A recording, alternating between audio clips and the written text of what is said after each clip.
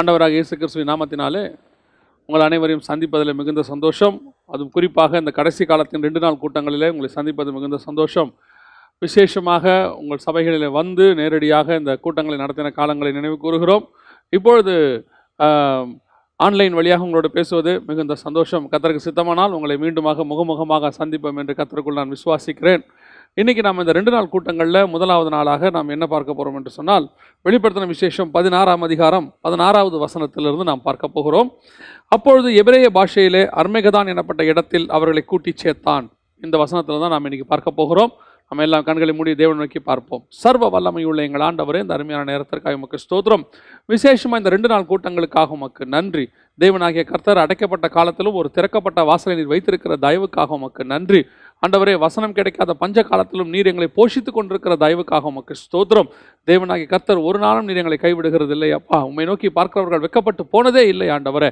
இப்பொழுது இந்த 2 நாள் கூட்டங்களை கர்த்தர் ஆசீர்வதிப்பீராக, ஜனங்களோடு கூட பேசுவீராக, இடைபடுவீராக. ஆண்டவரே, இந்த வசனங்கள் யார் யாருக்கெல்லாம் கடந்து போக வேண்டும் என்று வைத்திருக்கிறீரோ அவர்களுக்கெல்லாம் கடந்து போக கர்த்தர் கிருபை பாராட்டுவீராக. உடைய மகிமையுள்ள கரத்தில் தாழ்த்துகிறோம். நீர் மாத்திரம் மகிமைப்படும். எங்கள் ஆண்டவர் இயேசுவின் நாமத்தில் பிதாவே, ஆமென். நாம் இன்னைக்கு என்ன பார்க்க போகிறோம் அப்படின்னு சொன்னி பார்த்தீங்கன்னா, வெளிப்படுத்தின விசேஷம் 16ஆம் அதிகாரம் 16வது வசனத்தில் சொல்லப்பட்டிருக்கிற அர்மெகதான் எனப்பட்ட அந்த இடத்துல நடக்க போகிற யுத்தத்தை குறித்து பார்க்க போகிறோம். இந்த அர்மெகதான் வார் அல்லது அர்மெகதான் யுத்தம் என்பது ஒரு பிரசித்தி பெற்றது, எல்லாருக்கும் தெரிஞ்சது. இன்னும் சொல்ல போனால் இயேசுவை அறியாதவர்களுக்கு கூட இதெல்லாம் நமக்கு தெரியும். அர்மெகதான் யுத்தம்னா என்ன, இதை பற்றி நிறையா மூவிஸ் வந்திருக்குது, ஆங்கிலத்தில் மூவிஸ் வந்திருக்குது.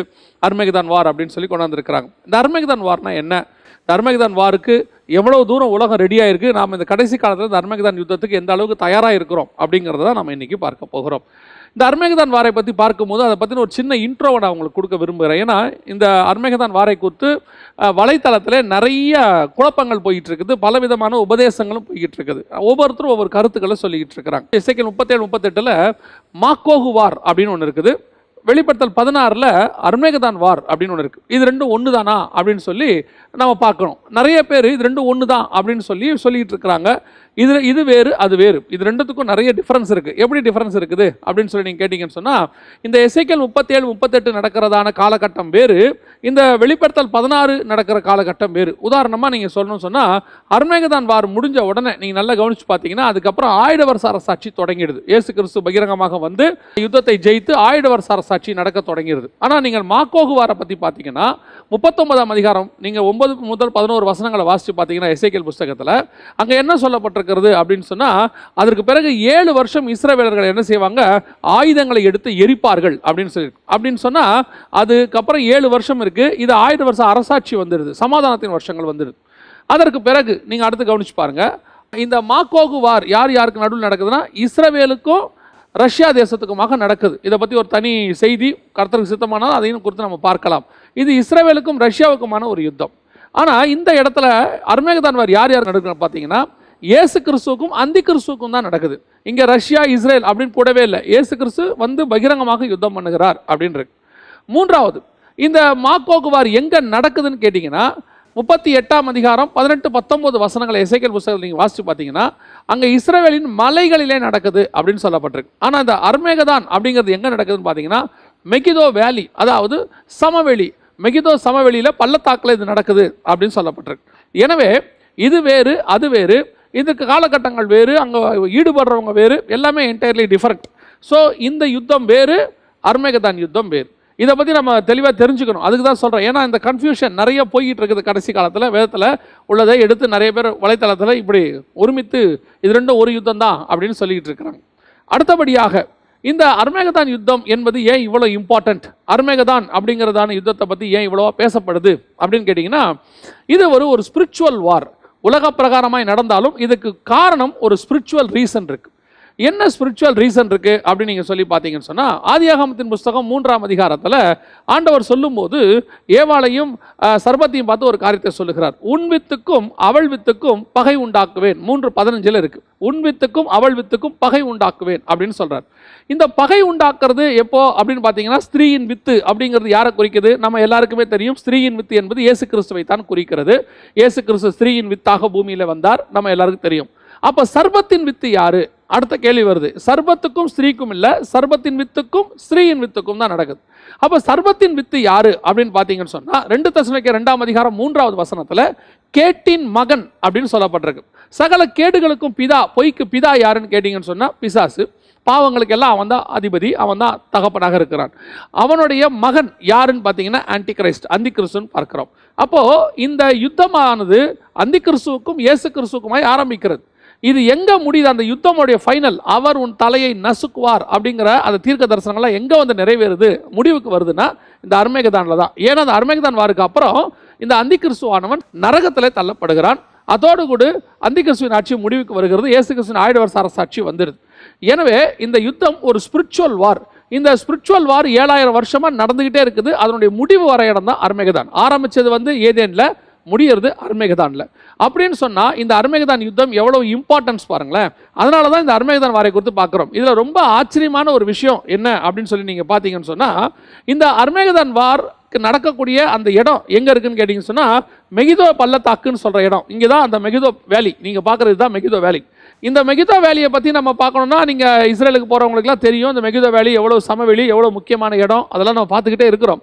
ஆனால் அதில் ஒரு பெரிய ஆச்சரியமான விஷயம் என்னன்னு கேட்டிங்கன்னா, இந்த உலகம் உண்டான நாள்லேருந்து 3:5, அதாவது ஆதியாகமம் 3:5 கர்த்தர் முன்குறிச்ச அந்த இடம் வெளிப்படுத்தல் 16 வரைக்கும் வருது. இந்த குறிப்பிட்ட இவ்வளவு தூரம் நீங்க பாத்தீங்கன்னு சொன்னா இந்த இடத்தை கர்த்தர் இன்னும் பத்திரமாய் பாதுகாத்து கொண்டே இருக்கிறார். இந்த இடத்தை பத்திரமா பாதுகாத்துருக்காருன்னு நீங்க சொல்றதுக்கு என்ன அவ்வளவு இம்பார்ட்டன்ஸ் அப்படின்னு கேட்டீங்கன்னு சொன்னா, தேவன் உண்டாக்கின போது பூமி எப்படி இருந்தது அப்படின்னு நீங்க பாத்தீங்கன்னு சொன்னா, தண்ணீரெல்லாம் ஒரு இடத்தில் சேர கடவுது, வெட்டாந்தரை உண்டாக கடவுதுன்னு ஆதியாகமம் 1:10-11 சொல்லப்பட்டிருக்கு. அப்போ ஒரே கண்டமாக தான் இருந்துச்சு. இந்த ஒரே கண்டம் தான் பேலேகு காலத்துல இப்ப நம்ம பார்க்கக்கூடிய கண்டங்களாக பிரிந்தது, பூமி பகுக்கப்பட்டது அப்படின்னு சொல்லிருக்கு 10ஆம் அதிகாரம் ஆதியாகமத்தின் புஸ்தகத்துல பேலேகு காலத்தில் பகுக்கப்பட்டது. அப்போ பேலேகு காலத்தில் பகுக்கப்படும் போது நிறைய இடம் தண்ணிக்குள்ள போயிருச்சு, பெரும்பான்மையான இடங்கள் தண்ணியில போயிருச்சு. இப்ப 2 மடங்கு தண்ணி, 1 மடங்கு தான் லேண்ட் இருக்குது. அப்படி உள்ள போன நிறைய இடங்கள் நமக்கு கூட தெரியும், லெமூரியா கண்டம், இந்த குமரி கண்டம்லாம் சொல்றோம், நம்ம இடங்கள் கூட பாதிக்கு மேல உள்ள போயிருச்சு. அப்படி உள்ள போன இடத்துல இந்த அர்மேகதான் போல, இந்த மெகிதோ வேலி போல, அதான் ரொம்ப முக்கியம். அதற்கு பிறகு எத்தனையோ பூமி அதிர்ச்சிகள்ல பள்ளத்தாக்கு ஏற்பட்டு இடங்கள் உள்ள போயிருச்சு, அதுலேயும் இது போல.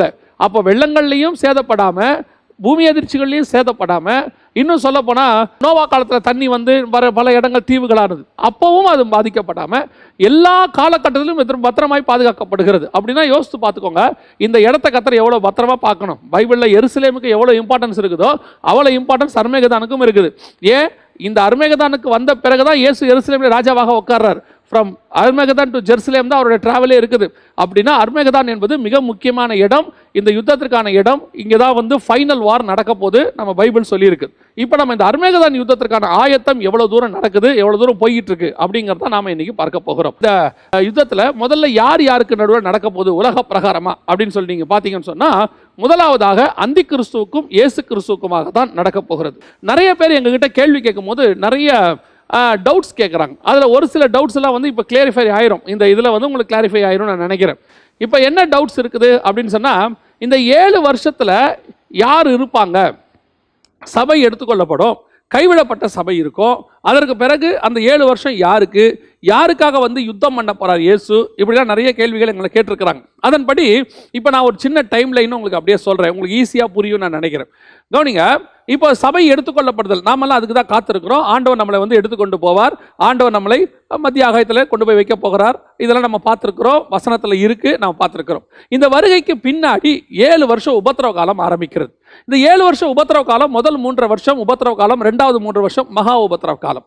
இந்த முதல் 3 வருஷத்துல கைவிடப்பட்ட சபையானது இருக்கும், அது உபத்திரவத்தை சந்திக்கும். ஒரு சிலர் அப்பொழுது விசுவாசத்தோடு கூட இருந்து ஆண்டவருக்கு இரத்த சாட்சிகளாக மரிப்பார்கள். 2வது 3 வருஷம் மகா உபத்திரவ காலம், இது யூதர்களுக்குரியது. யூதர்கள் மகா உபத்திரவத்தை சந்திப்பார்கள்.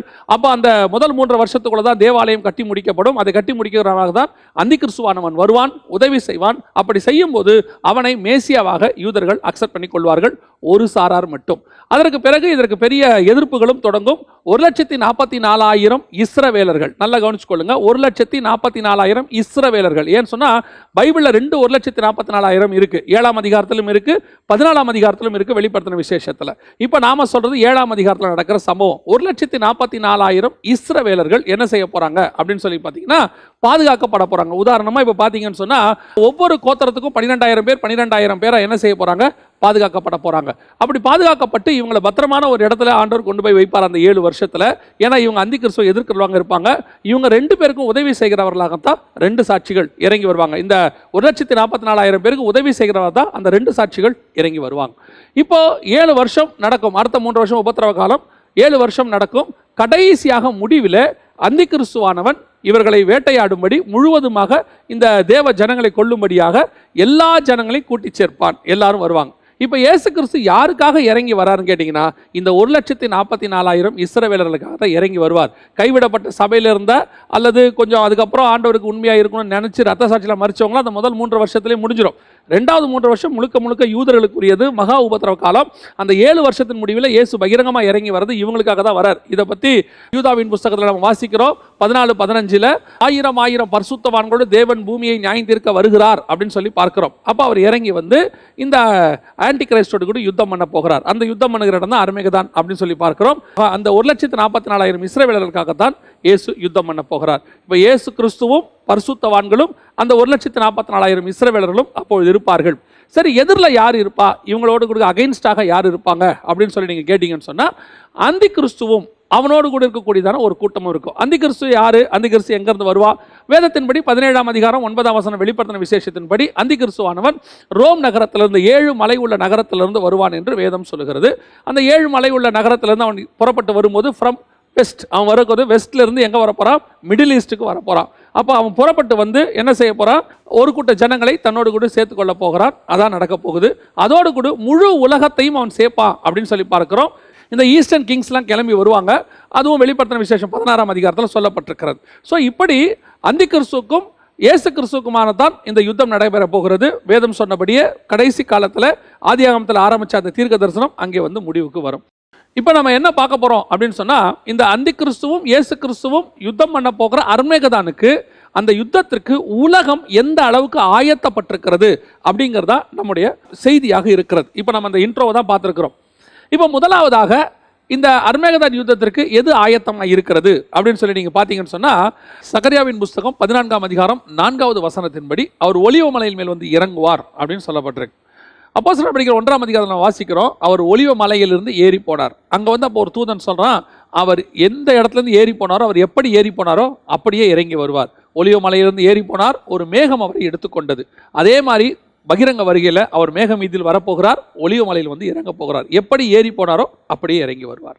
இப்போ ஒலிவ மலையில் வந்து அவர் இறங்கும் போது அந்த சகரியா 14:4 சொல்லப்படுற ஒரு காரியம் என்னவென்று சொல்லி பார்த்தா, அப்பொழுது ஒலிவ மலை கிழக்கு மேற்காக 2ஆக அது வந்து பிளக்கும் அப்படின்னு சொல்லப்பட்டிருக்கு. ஒலிவமலை 2ஆக பிளக்கும் அப்படின்னு சொல்லப்பட்டிருக்கு.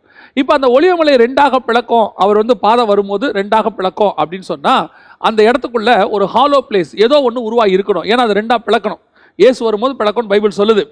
இப்போ இஸ்ரவேல் கவர்மெண்ட்காரங்க என்ன பண்ணாங்க, அவங்களுடைய ஆட்சி இஸ்ரவேலுக்குள்ள வந்த பிறகு 1967க்கு பிறகு அவங்க என்ன செஞ்சாங்கன்னா, பெரிய பெரிய ஸ்டார் ஹோட்டல்ஸ் எல்லாத்தையுமே கட்ட ஆரம்பித்தாங்க. அதே மாதிரி தான் ஒரு மிகப்பெரிய ஸ்டார் ஹோட்டல் நிறுவனம் அவங்க என்ன செஞ்சாங்கன்னு கேட்டிங்கன்னா, ஒலிவ மலையில் டூரிஸ்ட் ஸ்பாட்டில் ஒரு ஸ்டார் ஹோட்டல் கட்டணும்னு சொல்கிறது அவங்களுடைய பிளான். அதனால் போய் ஒலிவ மலையை ஆராய்ச்சி பண்ணாங்க. இந்த ஆராய்ச்சி பண்ணின போது அந்த இடத்துல ஒரு மிகப்பெரியதான ஒரு மண் ஆராய்ச்சி இதெல்லாம் செஞ்சுக்கிட்டு இருக்கும்போது அவங்க ஒன்று கண்டுபிடிச்சாங்க. என்னன்னு கேட்டிங்கன்னா, ஒலிவ மலைக்கு உள்ள ஒரு ஃபால்ட் லைன் உருவாகி இருக்கிறத அவர்கள் கண்டுபிடிச்சாங்க. பாருங்கள், இதுதான் அந்த ஃபால்ட் லைன். இப்படி ஒரு ஃபால்ட் லைன் உருவாகி இருக்கிறத அவங்க கண்டுபிடிச்சி, அது வந்து எங்கேருந்து எங்கே வரைக்கும் போகுது அப்படின்னு பார்த்தீங்கன்னு சொன்னால், கித்ரோன் வேலி வரைக்கும் போகுது அப்படின்னு சொல்லி போட்டாங்க. இந்த fault line follows the Kidron brook which empties into Dead Sea அப்படின்னு சொல்லி இதை கொடுத்துருக்கிறது யாருன்னு பார்த்தீங்கன்னா, the geological institute in Tel Aviv.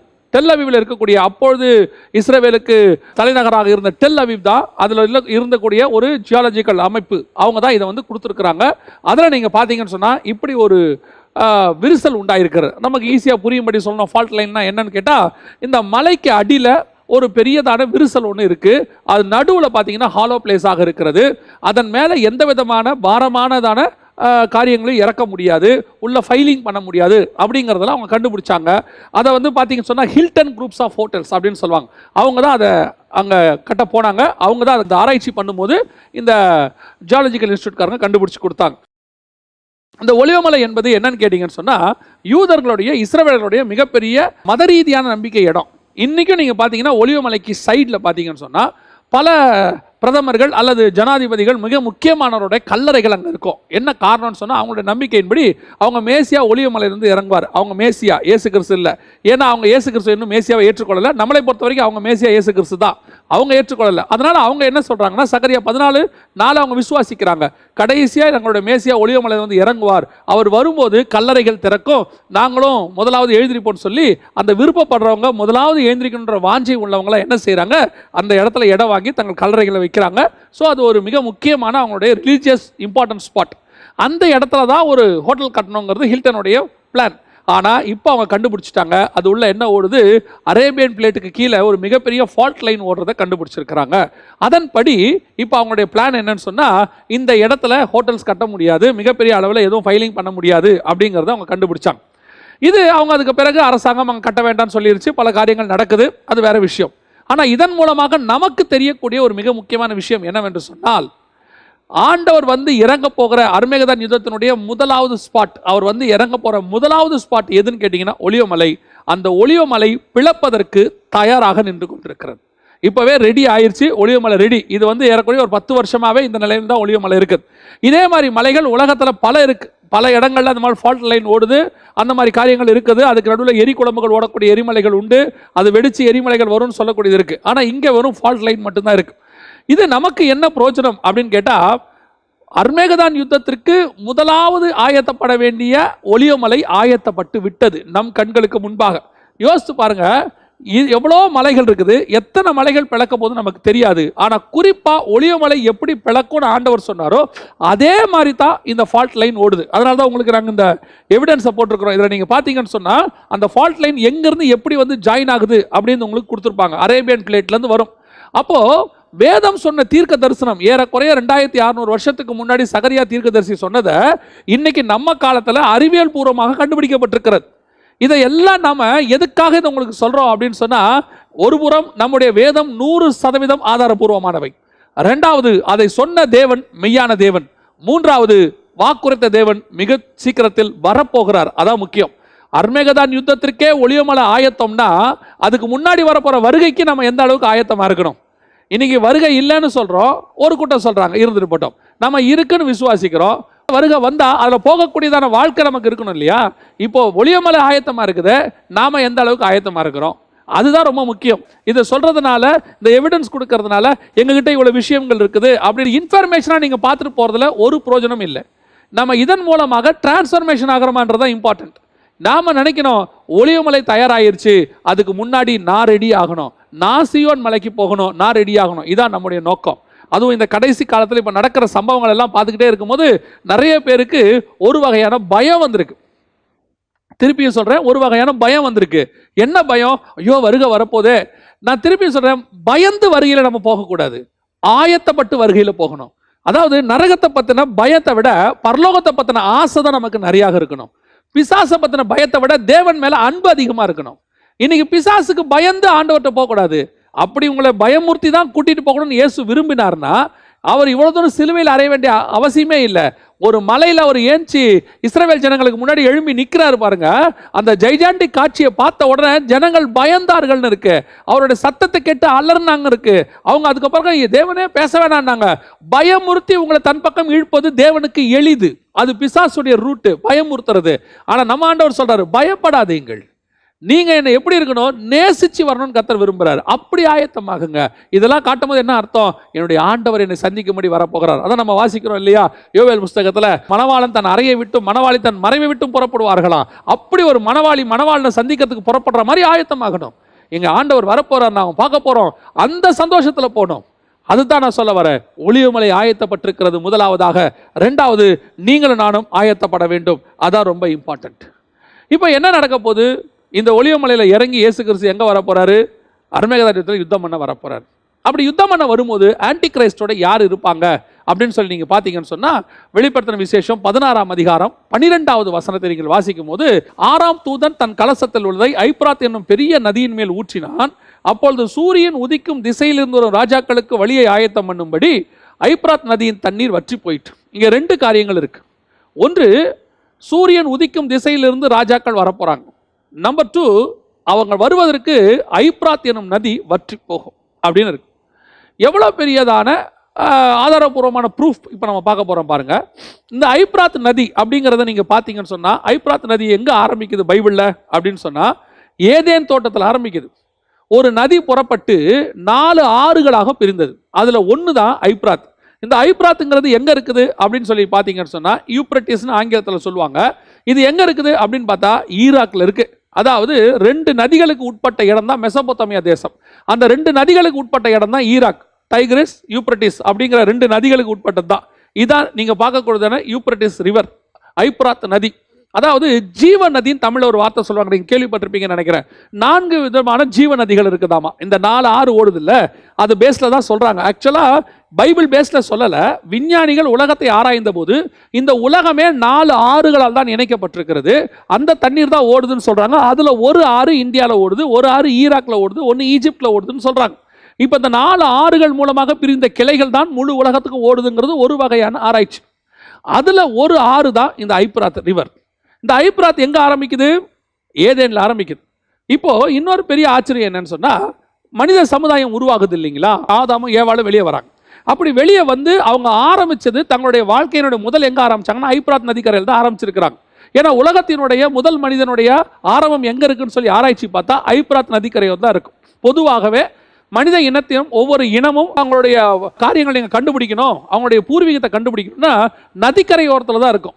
இந்த நதிக்கரையோரமே ஒரு 12 வகையான நதிக்கரையோர சிவிலைசேஷன் சொல்லுவாங்க. நீங்கள் கேள்விப்பட்டிருப்பீங்கன்னு நினைக்கிறேன். 12 சிவிலைசேஷன் சொல்லுவாங்க. அதில் மிக முக்கியமான சிவிலைசேஷன் எதுன்னு கேட்டிங்கன்னா இந்த ஐப்ராத் நதி சிவிலைசேஷன், யூப்ரட்டிஸ் ரவி. இதில் தான் வந்து பாபிலோன் தேசம் உருவாச்சு. பைபிளில் பாபிலோன், சினாயார் தேசம், கல்தையர் பட்டணம், அப்புறம் வந்துட்டு ஈராக், இது எல்லாமே எதை குறிக்குதுன்னா இதுதான் குறிக்கும். ஐப்ராத் நதிக்கரையோரத்தில் உருவானது தான் குறிக்கும். இங்கே தான் ஆதாம் ஏவாள் இருந்தாங்க. இந்த இடத்துல காயின், ஆபேல், இந்த காலம் எல்லாம் முதல்ல. பைபிளில் எருசலேமுக்கு முன்னாடியே இது ஃபேமஸ். எருசலேம் ஸ்பிரிச்சுவலி தேவனுடைய சிட்டி. அதுக்கப்புறம் தான் வெளியே வந்துச்சு. ஆனால் முன்பதாகவே பிசாசுடைய சிட்டியாக சகல அருவறுப்புகளுக்கும் வேசித்தனங்களுக்கும் தாயாக பாபிலோன் இருந்தது. 11ஆம் அதிகாரம் ஆதியாகமத்தின் புஸ்தகத்தில் அவங்க பாபிலோனில் தான் ஒரு நகரம் கட்டுவோம்னு சொன்னாங்க. ஸோ அதுதான் அவங்களோட இம்பார்ட்டன்ஸ். அந்த இடம் தான் ஐப்ராத் நதி. அன்னையிலிருந்து ஏறக்குறைய 5700 வருஷத்துக்கு மேலே இந்த நதி ஓடிக்கிட்டு இருக்குது. ஏன்னா அன்னைக்கு தொடங்கினது தான் இது. அப்படி ஓடின நதியை பற்றி ஆண்டவர் சொல்கிறாரு, கடைசி காலத்தில் ஒரு அடையாளம் என்ன, அர்மகெதோன் யுத்தம் வரப்போது முடிவு காலம் நெருங்கிருச்சுங்கிறதுக்கு ஒரு அடையாளம் என்ன அப்படின்னு கேட்டிங்கன்னா, ஓடிக்கிட்டு இருக்க இந்த நதியின் தண்ணீர் வற்றி போகும் அப்படின்னு சொல்கிறது. இப்போ ரீசெண்டாக ஒரு ஆராய்ச்சி நடந்தது. இதான் நீங்கள் பார்க்கக்கூடியதான அந்த மேப். இங்கே தான் அந்த வெள்ளை அந்த ப்ளூ கலரில் தெரியுது பார்த்தீங்களா, அதான் யூப்ரட்டிஸ் ரிவர், ஐப்ராத் நதி. இந்த யூப்ரட்டிஸ் ரிவரை ஆராய்ச்சி பண்ணி அதனுடைய கரையோரங்களில் ஆராய்ச்சி பண்ணிக்கிட்டே வந்தபோது பார்த்தா பல இடங்களில் ஐப்ராத் நதி வத்தி போய் இருக்கிறதை கண்டுபிடிச்சார்கள். பல இடங்களில் ஐப்ராத் நதி வத்தி போச்சு. தண்ணீர் இல்லாமல் ஜனங்கள் இப்பொழுது அங்கே வறண்ட நிலைமையில் மீன் பிடிக்கிறதுக்கு வழி இல்லாமல், இது ஒரு ஆச்சரியமான உண்மை. ஏன் ஒரு ஆச்சரியமான உண்மைனா, ஐப்ராத் நதி வத்தி போகுமா? ஏன்னா சில ஜீவ நதிகள் வத்தி போகாது. அதனால தான் அதுக்கு பேர் ஜீவ நதிகள்னு பேர். வத்தியே போகாது. இப்போ வற்றி போய்விட்டது முழுவதுமாக. ஐப்ராத் வற்றி போனதுக்கான ப்ரூஃப் முழுசும் கொடுத்துருக்குறாங்க. இப்போ இந்த ஐப்ராத் நதி வத்தி போனது நமக்கு உலக பிரகாரமாக ஒரு அடையாளமாக இருக்கும். இப்போ நம்மளை பொறுத்த வரைக்கும் எப்படி தோணும் அப்படின்னு கேட்டிங்கன்னு சொன்னால், சரி நதி வத்தி போச்சு, இந்தியாவில் கூட தான் பல ஆறில் தண்ணி ஓடலை, மண்ணாத்துக்கிறது, இது வேற. இதெல்லாமே உலக பிரகாரமான பஞ்சங்கள் வருவனுடைய ஒரு அடையாளம். ஆனால் தேவன் சொன்னதுபடியே ஒரு வத்தி போகாத நதி வற்றி போகிறது என்று சொன்னால் அது ஒரு கடைசி கால அடையாளம். நம் கண்களுக்கு முன்பாக இப்போ யூப்ரட்டிஸ் நதி வத்தி போக தொடங்கி இருக்கிறது. சரி, இந்த நதி வத்தி போனது எதற்காக? அர்மகெதோன் யுத்தத்தில் கிழக்கத்திய ராஜாக்கள் வருவதற்காக. இந்த ப்ரூஃப் கொடுக்கறதுக்கு இது ஒரு சரியான நேரம். என்ன அப்படின்னு கேட்டால், இப்போ எல்லாரும் நடந்தா வருவாங்க, தரவழியாக வருவாங்க. ஏன்னா இப்போ இருக்கிற முதலாம் உலக யுத்தத்திற்கு பிறகு யுத்தம் என்றாலே பெரும்பான்மையாக பயன்படுவது ஃப்ளைட்ஸ் தான். போய் குண்டு போடுறதுக்கு யூஸ் பண்ணுறதுக்கு எல்லாமே. அதுவும் இப்போ இருக்கிற நிலைமையில் வந்து சேட்டிலைட் வார் தொடங்கிறதுக்கு நிறைய வாய்ப்பு இருக்குதுன்னு சொல்கிறாங்க. பயோ வார், சேட்டிலைட் வார், இப்படி நிறைய இருக்குதுன்னு சொல்கிறாங்க. அப்படி இருக்கும்போது அந்த காலத்தை மாதிரி தெருவில் நடந்து அல்லது ரோட்டில் வழியாக போய், ஏன்னா நீங்கள் மாசேதுங்களுடைய வரலாறை படிச்சிங்கன்னு சொன்னால் அவர் வந்து நடந்து போய் தான் சைனாவை பிடிச்சாருன்னு இருக்கும். இஸ்ரேலுடைய வரலாறை படிச்சிங்கன்னா அவங்க நடந்து போய் தான் கானான் தேசத்தை பிடிச்சாங்கன்னு இருக்கும். இது அந்த காலத்தினுடைய மெத்தடு. அதற்கு பிறகு மங்கோலிய ராஜா செங்கிஸ்கான் வரும்போது பார்த்தீங்கன்னா குதிரையில் போய் பிடிச்சாருன்னு இருக்கும். அதுக்கப்புறம் அது உள்ள மெத்தட். இப்படி படிப்படியாக வளர்த்து நம்ம இன்னைக்கு ஃப்ளைட்டில் யுத்தம் பண்ணுற இடத்துக்கு வந்துட்டோம். இப்போ ஆண்டவர் சொல்றாரு, கிழக்கத்திய ராஜாக்கள் வருவதற்கு ஆயத்தம் பண்ணும்படி நதியின் தண்ணீர் வத்தி போயிடுச்சு. ஏங்க இப்போ ஃப்ளைட்டில் வர காலம் கடைசி காலம். அதனால தான் எனக்கு நிறைய பேர் என்ன நினைக்கிறாங்கன்னா, பைபிள் ஒரு பழமையான புக்கு, அது இந்த காலத்துக்கு ஏற்றது இல்லைன்றாங்க. நான் சொல்கிறேன், இதுதான் இந்த காலத்துக்கு ஏற்ற புக்கு. இந்த காலத்தில் படிக்க வேண்டிய மிக முக்கியமான புக்கு இதுதான். ஏன் அப்படின்னு பார்த்தீங்கன்னு சொன்னால், நடந்து தேசத்தை பிடிப்பாங்களா அப்படின்னு சொல்லி பார்க்கும்போது, இப்போ எடுத்துக்கொள்ளுங்க, இந்த வைரஸ், கொரோனா வைரஸ் வந்திருக்கு. இந்த காலகட்டத்தை எடுத்துக்குப்பாங்க. இந்த வைரஸ் பரவுவதற்கு மிக முக்கியமான காரணமே ஃப்ளைட்டு தான். அதாவது ஒரு நகரத்தில், ஊவாங் நகரத்தில் உருவான அந்த ஒரு வைரஸ் எப்படி உலகம் முழுக்க போச்சு? உலகம் முழுக்க போகிறதுக்கு என்ன காரணம் அப்படின்னு பார்த்தீங்கன்னா, பெரும்பான்மை ஃப்ளைட் வழியாக தான் போச்சு. ஜனங்க அந்தந்த டிராவல். எனக்கு எப்பவுமே நான் ஒரு காரியத்தை சொல்வேன், அது இன்னைக்கு நம்ம பழமைவாதிம்பாங்க, அல்லது இதுக்கு பின்னாடி நிறைய விஷயங்கள் சொல்லுவாங்க. ஒரு மட்டும் உண்மை, தேவன் இணைத்ததை மனுஷன் பிரிக்கக்கூடாது, தேவன் பிரித்ததை மனுஷன் இணைக்கக்கூடாது. அது அப்படியே தான் இருக்கணும். இல்லைங்க அறிவியல் வளர்ச்சி, நீங்கள் எல்லா அறிவியல் வளர்ச்சியினுடைய முடிவை பாருங்கள் எங்கே நிற்கிது. எந்த அறிவியல் வளர்ச்சி பாருங்கள், நான் சொல்வேன், அறிவியல் வளர்ச்சி நன்மைக்கு ஏதுவாய் அடைந்ததை விட தீமைக்கு ஏதுவாய் அதிகம் அடைஞ்சிருக்குது. இந்த அறிவியல் வளர்ச்சியில் மனுஷ உயிர் வாழ்வதற்கு கண்டுபிடிக்கப்பட்டது. நம்ம சொன்னால் என்ன சொல்லுவோம்? எடுத்த உடனே என்ன சொல்லுவோம்? எங்க மெடிசன் எல்லாமே அறிவியல் கண்டுபிடிப்பு தானே. ஏன் அறிவியலுக்கு முன்னாடி மெடிசன் இல்லையா? இன்னைக்கும் மனுஷன் நம்புறது இந்த ஆர்டிஃபிஷியல் மெடிசனை விட நேச்சுரல் மெடிசன் தான் நம்புறான். மரம் செடி கொடி, அதை நம்ம ஊரில் சித்தான்னு சொல்லுவோம், என்னவோ சொல்லுவோம். இந்த மரம் செடி கொடி இலைகள் இருக்குது. இன்றைக்கும் பாருங்கள், வைரஸ் வந்துச்சு, இவ்வளோ மெடிசன் டெவலப் ஆயிருச்சு. செகண்ட் வேர்ல்டு வார்லேருந்து மெடிசனை நம்ம யூஸ் பண்ணிக்கிட்டு இருக்கிறோம். ஹோமியோபதின்னு சொல்கிறோம், எல்லாம் சொல்கிறோம், ஹலோபதின்னு சொல்கிறோம், எல்லாமே என்னமோ சொல்கிறோம்.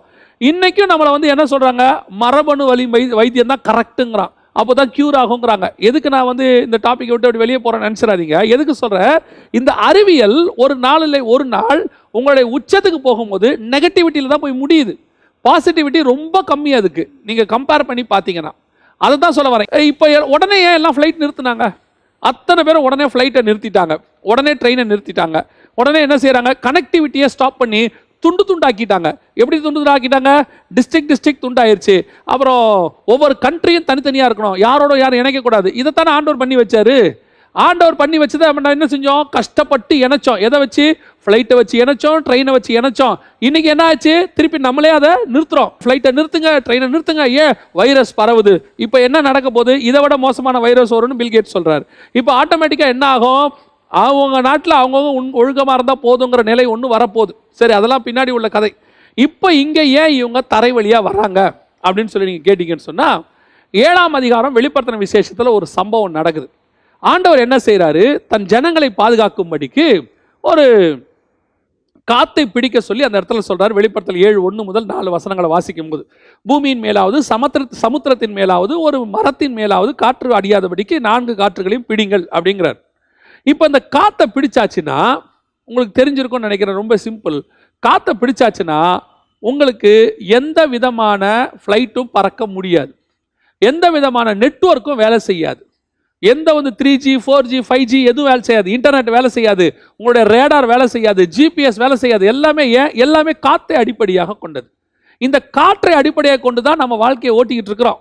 அதாவது ஒரு காலத்தில் நம்ம தண்ணியை அடிப்படையாக கொண்டு ஓட்டிக்கிட்டு இருந்தோம். அப்புறம் மிஷின் வந்துச்சு, மிஷினை அடிப்படையாக கொண்டோம். அப்புறம் கம்ப்யூட்டர் அடிப்படையாக கொண்டோம். இப்போ காற்று, வைஃபை, எல்லாமே காற்று தான். நீங்கள் யூஸ் பண்ணுற செல்ஃபோன், யூஸ் பண்ணுற டிவி, அப்புறம் உங்களுடைய இன்டர்நெட், வைஃபை எல்லாமே காற்று தான். இப்போ என்ன ஆக போகுது?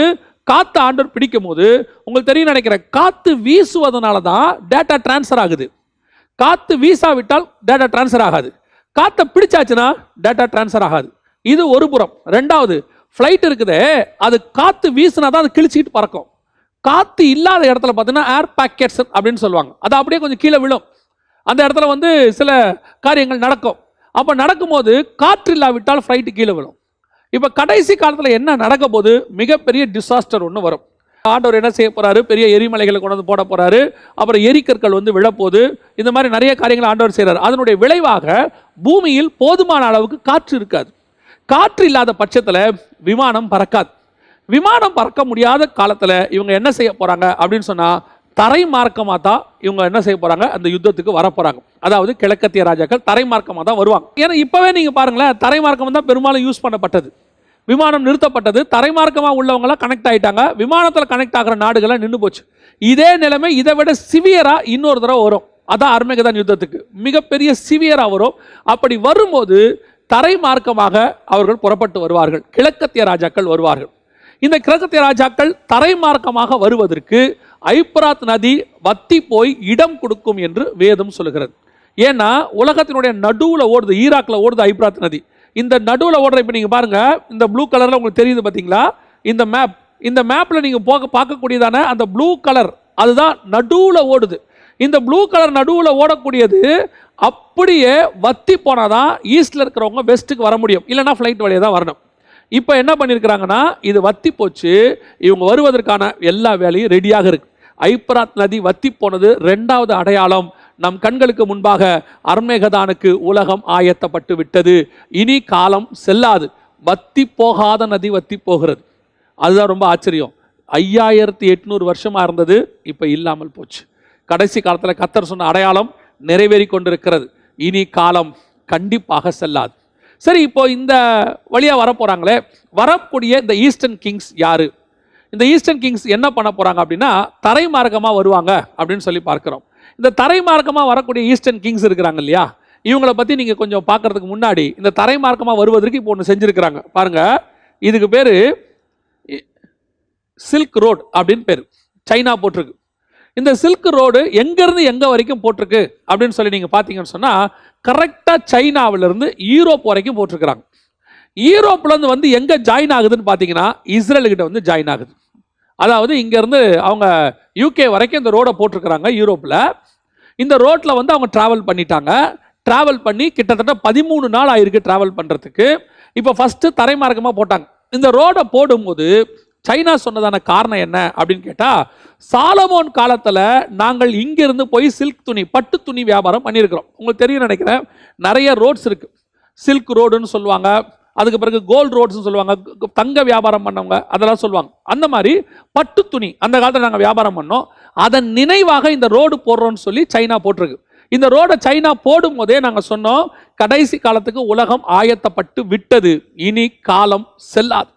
இப்போ தெளிவாக இவங்க போட்டாங்க. இப்போ அதன் பேஸ்லேயே, அதன் பக்கத்திலேயே ரயில்வேஸும் போட்டிருக்கிறாங்க.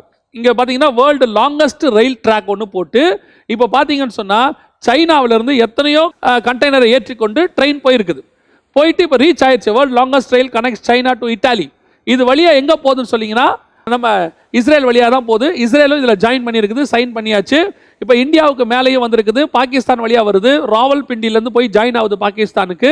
இப்போ இந்த ரோடு வந்து ட்ரெயின் ரோடு. இப்போ நீங்கள் பார்க்குற இந்த மேப் எப்படி பாருங்கள், அதாவது கிழக்கத்திய ராஜாக்கள் புறப்பட்டு வருவதற்கான வழி ஆயத்தம்ங்கிறதை உங்களுக்கு இந்த வீடியோ உங்களுக்கு சொல்லுது.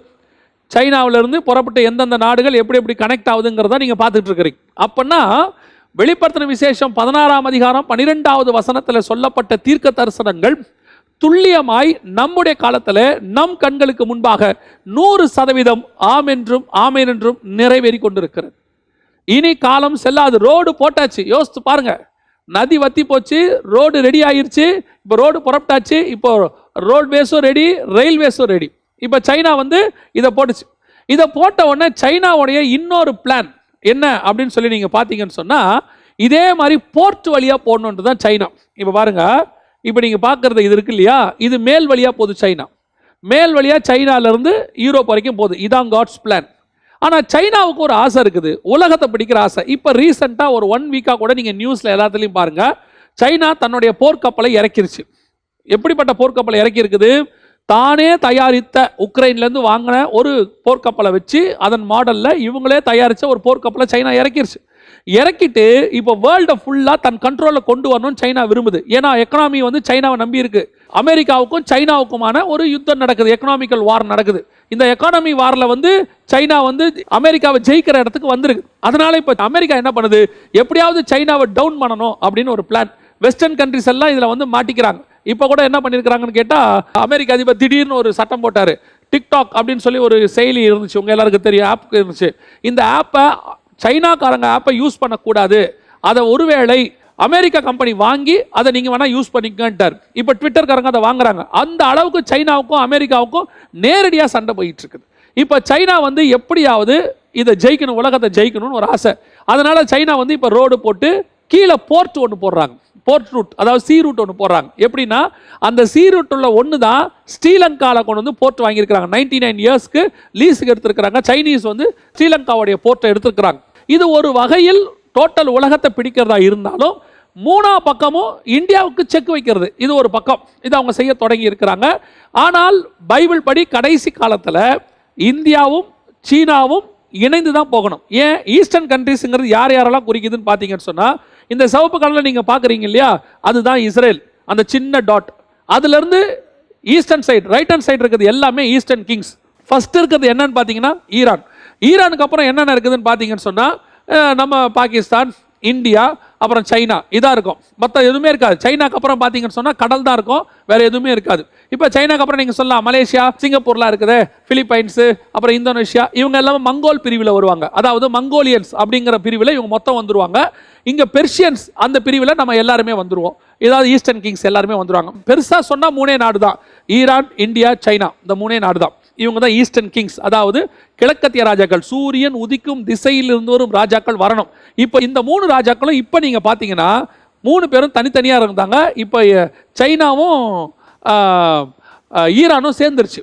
2 பேரும் சேர்ந்து ரஷ்யாவுடைய முயற்சியில் சைனாவும் ஈரானும் சேர்ந்து இப்போ ரஷ்யாவோட அவங்க இணைஞ்சிருக்கிறாங்க. அப்போது சைனா வந்து உலகத்தை பிடிச்சிருமா? இப்போ ஆஸ்பர் இது வந்து அர்மேகதான் யுத்தம் இப்போ வருமானா? இப்போ வராது. இப்போ நான் வந்து ரீசெண்டாக ஒரு 2-3 நாளைக்கு முன்னாடி ஒரு நியூஸ் பார்த்துட்டு இருந்தேன். உலகத்தை யார் கண்ட்ரோலில் கொண்டு வருவது அப்படின்னு சொல்லி ஒரு ஆப்ஷன் கொடுத்துருக்குறாங்க. அதாவது அடுத்த நியூ வேர்ல்டு ஆர்டர் ஃபார்ம் பண்ணுறது யாராக இருக்கும் அப்படின்னு சொல்லி எல்லாருமே ஒரு ஆப்ஷன் ஒரு 2-3 நாடுகளுக்கு கொடுத்தாங்க.